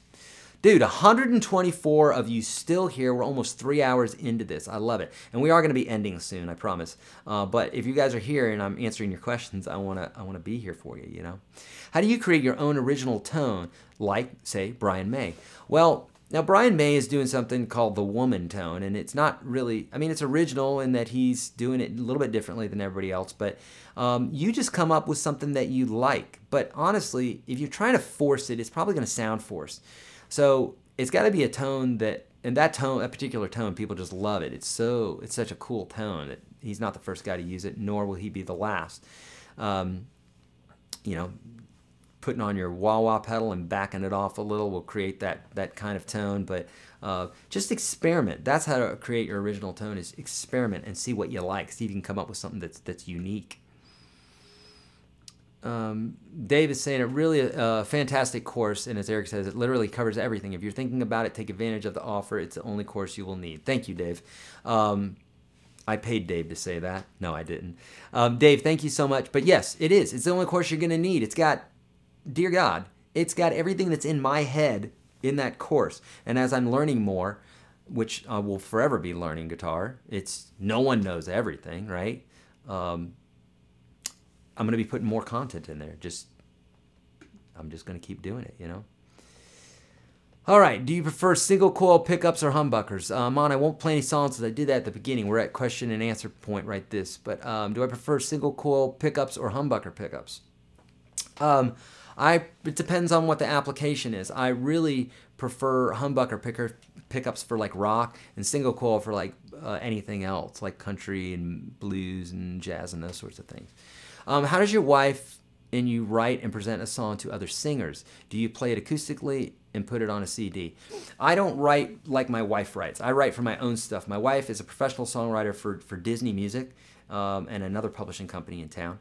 And so what she does is she'll write a song with somebody else, usually they co-write, and they play the guitar and they put it on their phone or whatever, and they send that MP3 to their publisher, and their publisher says, okay, this person's looking for a song, this person's looking for a song, this person's looking for a song.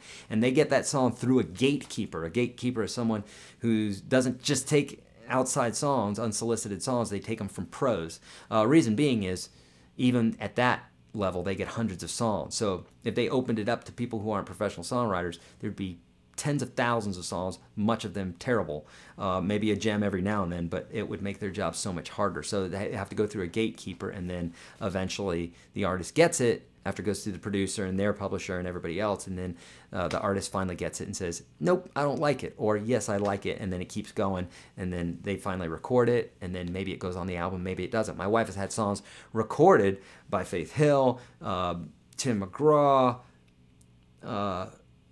Keith Urban. I mean, a myriad of artists have recorded her songs, but they didn't make the album. That happens all the time. With every album that comes out, there's 10 songs on there. They've usually recorded 50 songs. So that happens a lot, or 30 songs, or 20 songs, or something. But nonetheless, lots of songs. That's how you do it. Will all future and newly added courses be added to the Unstoppable Guitar System, or will they be in a different membership? Nope, they'll all be in the Unstoppable. I'm telling you, John, everything is there. Everything is in there. Can you play the intro to Nothing Else Matters? Pretty please. It's just an E minor chord, right? In fact, this is how I teach finger picking. It's thumb 1 2 3 2 1 on an open E minor chord. It's string 6 3 2 1. Watch the lesson. Watch the finger picking lesson in the free course. Hit that yellow button, or go straight to YourGuitarSage.com/30. My friends, join that free. If you're not going to take advantage of me handing you $200 today for the Unstoppable Guitar System, if you're going to let that go and not get the big system, then at least get the free system, YourGuitarSage.com/30, because it's going to show you so much stuff. And I show you Nothing Else Matters. I don't know if you even say that in there, but that's the example that I use when teaching finger picking, you know? Okay. Oh, you're so welcome, Mike. I love giving stuff away. It makes me happy. I'm hungry, but and I'll eat in just a minute here, because folks, at 3 o'clock Central Standard Time, I'm meeting with my friends who I'm going to be officiating their wedding. What? Yes, I'm going to be officiating their wedding. I'm going over all the details with them, so I'm doing that in just a bit here. I'll need to eat before then, but I'll be officiating a wedding. How about that? Is that weird or what? What do you think about Hunter Hayes? He's an incredible guitar player. In fact, a buddy, I just went and did the Bourbon Trail in Kentucky with some songwriting buddies of mine, and Sam Ellis was along with, and I've known Sam for, I don't know, I think I met him a couple years back. My wife writes with him a lot, but Sam played with Hunter for years. I don't know if he still does. I don't think he does. I think he's just songwriting now, but played with Hunter for years. Had some great Hunter stories, but incredible guitar player, incredible talented musician. My wife has written with Hunter before. In fact, she's one of his favorite writers, and has written with him before, did end up on the album, and what have you. So great player, you know. You'll never get rid of us. Well, 120 you I'm not getting rid of. I love it. Are you easily accessible by email or phone? I'm easily accessible by email, not by phone. My phone would be blowing up. So email, yes. I'm doing and so when you're in the course, John, if there's a video, you can right underneath that video type in, just like this chat, you can say, hey, I'm confused about blank. Can you help me? And then I always check these messages every day and answer those questions for all my folks. Okay, what do I think of the Electro Harmonics Cockfight and Big Muff? Big Muff's awesome. I haven't heard the Cockfight, so, but they make great stuff. Electro Harmonics does harmonics. How does your wife? Okay, we've been over that one, right? Oh, okay, good stuff. Can you give me some jazz guitar tips? Yes. If you're new to chords, if you're playing major and minor chords, add sevenths to them. If you want more detail about that, obviously I have it mega detail inside the Unstoppable Guitar System. Otherwise, on YouTube, type in YourGuitarSage 7th, and I think the 7th chord bit will come up. And learn how to create 7th chords out of all your chords. That gives it more of a jazzy sound. The other bit that you can do is play some jazz standards. Look online and look up jazz standards and learn the songs. You're not going to know the chords because they're complicated jazz chords. I teach them all inside the Unstoppable Guitar System. But there's going to be chords that you're going to be like, I don't know what a minor 6 is. I don't know what a half diminished 7 is. I'm going to show you how to do those inside the course. Otherwise, you're going to have to pick and choose and find people teaching that all around the net. It takes a long time. But you got to know your chords. And then play the scale on top of the chord. So what that means is jazz players think differently, and me even just saying this is not going to get you there. You got to know more, hence a big system like the Unstoppable Guitar System. But jazz players play on top of the chords. What that means is if a chord presents itself that's outside of these diatonic chords that we talked about, they'll find a scale that fits that chord, and it sounds really cool. Makes it sound jazzy. Okay, let's see. When can you use dominant chords? There are some funk songs which have lots of dominant chords other than 5 chord. You can use it all the time. There are no rules. Remember, When can you do it? You can do it on any chord that you want. It's going to have a certain sound to it. It may not be what you're looking for, but you can use dominant chords wherever you want. You know, that's the truth of it. Use them wherever.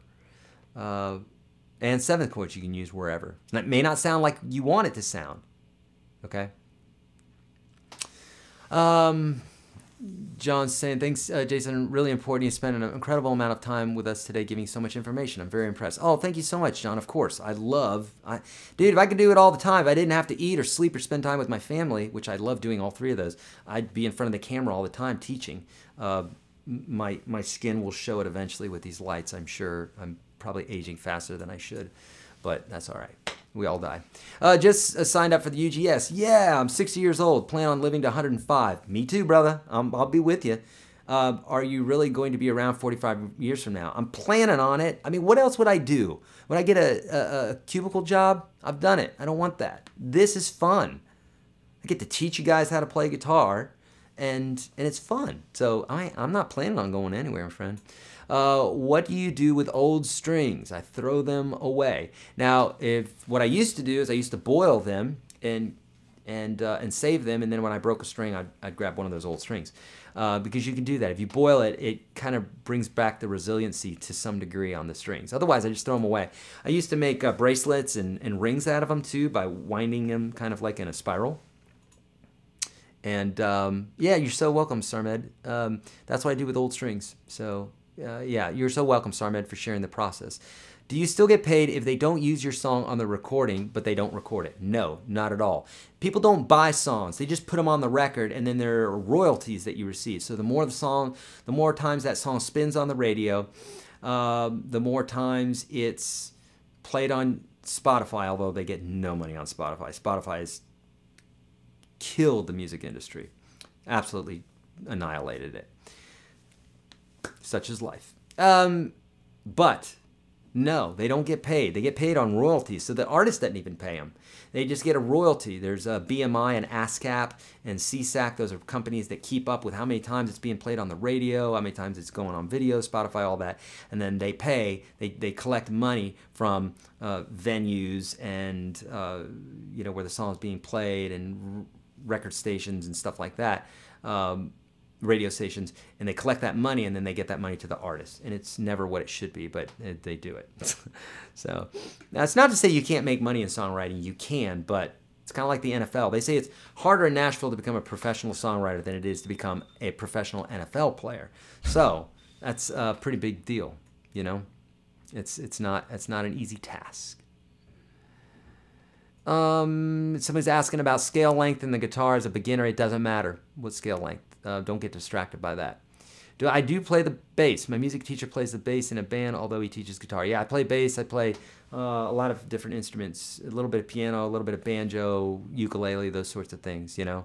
I won't be playing guitar for them at the wedding. No, just officiating. That's hard. It'd be hard. I'd be standing up there with a guitar, and do you take Ben to take your, you know, I couldn't do that with the guitar. It'd be weird. It'd be like teaching guitar and running my own live webcast at the same time. That's crazy. That's what I'm doing. Will you be continuing to update the Udemy course? Got into it. This stuff is pure gold. Thank you indeed. Thank you so much for saying that. Yes, I will. I do update the Udemy course usually once a year. Okay, it's not like the Unstoppable where you're getting everything every single month. It's usually once a year, so it's not the same attention as Unstoppable Guitar System, but it's still. Nonetheless, it is. I will update it once a year. Does my wife teach songwriting? My wife and I just wrote a songwriting book, but the finishing touches of it and everything else, it's like I'm so overwhelmed with it. I just don't know if it's ever going to see the light of day. But with that being said, we just wrote a book on it, and she's a great teacher. So yeah, she does. She taught at a college at Belmont University, which is where all the world comes to learn how to songwrite. As far as colleges, they come to Belmont. It's like the top of the heap as far as songwriting majors. And she taught there for some time, and just songwriting just took too much of her time, and she had to break away from that. But yes. Okay, Eric, I want to sign up for the Unstoppable Guitar System. I'm from Turkey. Can I pay directly with credit card? Yes, or PayPal. You can do either, friend. Either way. Guitar teacher and wedding officiator. That's right. Dude, 117 of you still in here. We're going to end this here pretty soon, though. Okay, good. Someone answered the scale question. Again, Eric, thank you again for everything. I know other guys are amazing too, but none have done for us what you do, giving us 30 free lessons. That's awesome. You're so welcome. Thank you. That's really, really kind. Stuff like that is rocket fuel for me. May God and the multiverse bless you. Love it. Love it. All right, 66 old and just signed up for the lifetime membership, so you better keep this thing going for another 45 years. John, I love it. Thank you, buddy. Yes, I will be here. I promise you, man.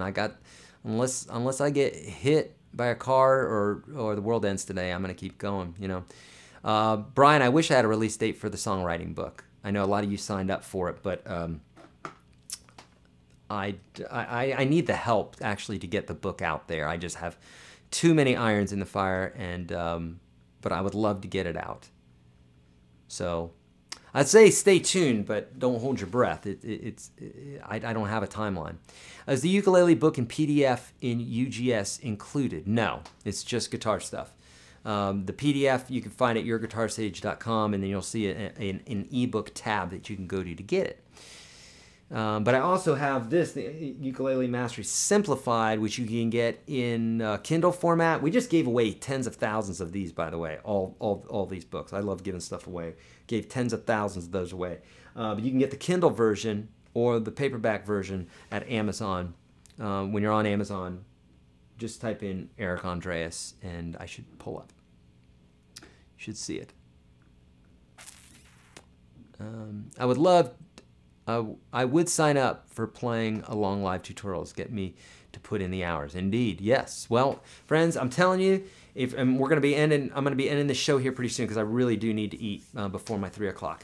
But I promise you, if you've been thinking, friends, hit that coupon. Hit that link to the right, the yellow button. It's going to take you straight there, and you're going to use that coupon code, and that coupon code is going to get you $200 off. That's, you know, we very rarely do something like that, so do it, okay? Dropping the hammer on UGS, I'll switch to ramen for the rest of the week. I love it, Greg. Do it, and when you're in there, say hey to me, and if you have questions on any of these videos, I check these questions every day, so it's like having me sitting there with you, and I will either answer it in text or I'll say, yes, watch this video. You haven't got to it yet, but watch it here, or search for it here, like that. There's a search engine in UGS where you can just say scales. I want to learn about scales today. Boom, do that. Or you're like, I want to learn about chords today. Boom, do that. It's gonna waylay you, I promise. And here's the deal. If you don't like it, you email support at YourGuitarSage, and I got a guy standing ready, literally. If you cancel, he's going to give you your money back. You've got 30 days. You can get in there, test drive it, and use up all the information, watch all 500 something videos, and get out if you want. I don't think you're going to do that because you're going to be like, that's not cool because Eric's giving us all this cool stuff. But if you do that, you do that. Whatever. I can't police that. So get in there. If you don't like it, 100% of your money back. Now, if you pay $200, I'm not giving you $400 back. I'm giving you $200 back. Okay.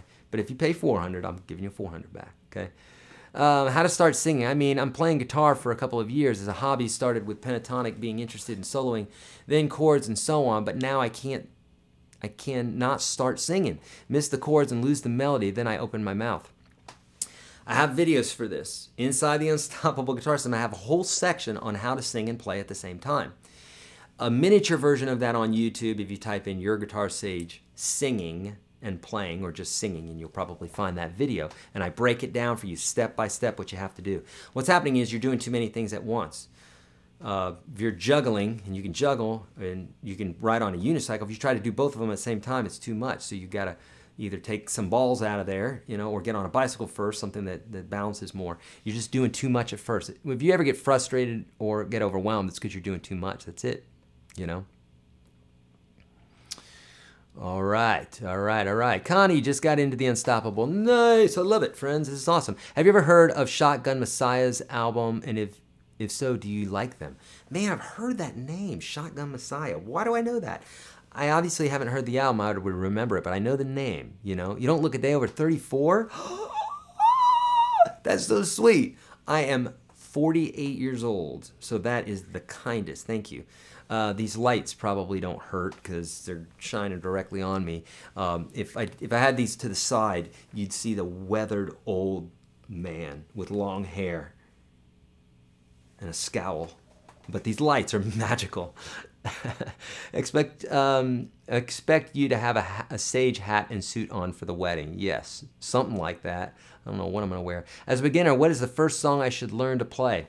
It depends. I don't know what you like. Go to my YouTube channel and type in a favorite artist of yours. Type in YourGuitarSage Elvis or YourGuitarSage Beatles and start there. You know, but really. Start with the song that's in the free series, Amazing Grace, YourGuitarSage.com/30. Go to that. I think it's one of the last lessons, but I show you how to learn your first song. Okay?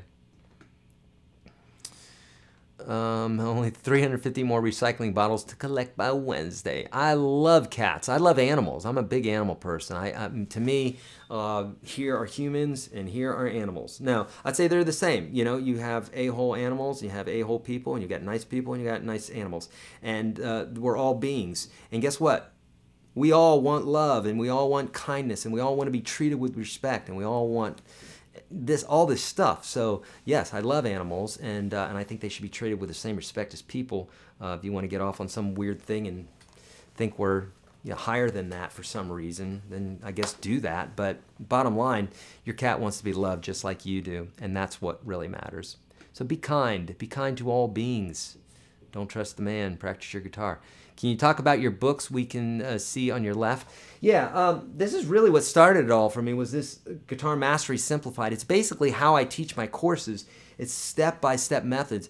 When I first started teaching guitar, I said, man, there's so much to know. There's so much to teach. It could be overwhelming. So like when I would sit down with my one-on-one students, they'd be like, what about this? What about this? What about this? I said, don't worry about that. Focus on this thing. Get good at that. And then they get good at that, and we'd say, number 2. Now let's do number 2. And they do number 2. Otherwise, you're just all over the place, right? That's how I teach in all these books. But Guitar Mastery Simplified is basically YourGuitarSage.com/30, the free course that I'm giving you. If you hit that yellow button, it's basically that in a book form, okay? Ukulele Mastery Simplified is basically that, but based off of the ukulele. So it's all the same. It's very similar content, but it's talking about the ukulele, which is very similar to guitar. If you can play guitar, you can play ukulele. You heard me right. So go get that book and go start today, okay? How to Read Music is how to read music. It teaches you how to think, how to read music, musical notation, okay? When shall I move to scale practice from 1, 2, 3, 4 notes to improve my dexterity? You can start at any time. Jump in right away, you know? David's saying, Father Eric, bless you. If the world ends, not only am I going to give you your money back, Penguin, I'm going to give you an additional $10,000 for every user who, and you can take that to the bank. I want you to save this part of the video. If the world ends tomorrow, I'm going to give you an extra $10,000 for every, make it $100,000. I'm going to give everybody an extra $100,000 who has signed up for the course if the world ends. Right out of my pocket. Deanna's saying, I love you. You're a fantastic teacher. Those beginning lessons made such a difference. Thank you, Deanna. Thank you. The ones she's talking about is the free course. My God, if you haven't watched those already, it's embarrassing for you because I've mentioned it like 70 times in this broadcast, but I still see questions, so I know some of you aren't hearing it. YourGuitarSage.com/30. Watch those. If you have $200 today, get in the course. Much, much bigger. It's going to take you much longer. It's going to be there for your lifetime to learn from. Otherwise, if you don't have any money, but you still want to learn guitar and build a great foundation, start with that free 30 course. YourGuitarSage.com/30. You learn from your mistakes. Indeed. Indeed you do. What shall I move? Okay, we did that one. We talked about that one. Nashville's a cool place. It's getting popular, though. It's getting crazy. Okay, what's my favorite food? What's my favorite food? What's my favorite food? I don't know. Honestly, when vegetables are made really well, I love vegetables. I love Ethiopian food. I you don't want to ask me what my favorite food is. I like weird food. I mean, weird to the norm, what people are normally eating. Otherwise, yeah. Do I like The Offspring? I love The Offspring. I love that guy's voice, and I love the guitars, and they're amazing. First time I heard them was like in 1992, I think. And they just come out. I think it was 92 they came out, and I was living in some apartment in a bad part of Nashville, and I was doing laundry in this basement, and there was some punk rocker and his girlfriend next to me all making out and stuff, and they were playing The Offspring, and I was like, dude, that's cool. Not them making out, but The Offspring was cool. And I was like, dude, I gotta know about this, you know. I like animals, and they should be rewarded for not being people. I agree. I 100% agree. Amon is saying I've lost some weight. I have. Who won the giveaways? A lot of people. We don't have their names. We just have their email addresses. Well, I mean, we got their names too, but we just posted their email address, part of it. So you'll have to go back and look. Is the UGS a different web series than the free series? Yes, Greg, indeed it is. The free series is 30 lessons. UGS is on crack, okay? It's like 500 videos, more adding every single month, and an hour of new material every month, usually about 10 videos or so every single month. Live broadcasts with just my UGS folks, not like this where we had thousands of folks in here.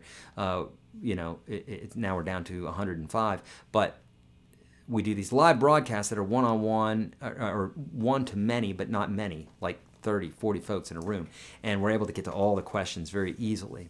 Okay, myriad of other things, jam tracks, like over 500 jam tracks that I've created for you to play to. List goes on and on. It's night and day difference. So again, if you have the money to do it today, do it. And here's the deal: if you've ever considered UGS, dude, today is your time because it's $200 off. So like, it's just you got to do it. Okay, if you want to get your guitar skills to be improved, trust me, you're in the right place, and believe me, this is the right guy for you. Thank you so much, Amon. That's really kind.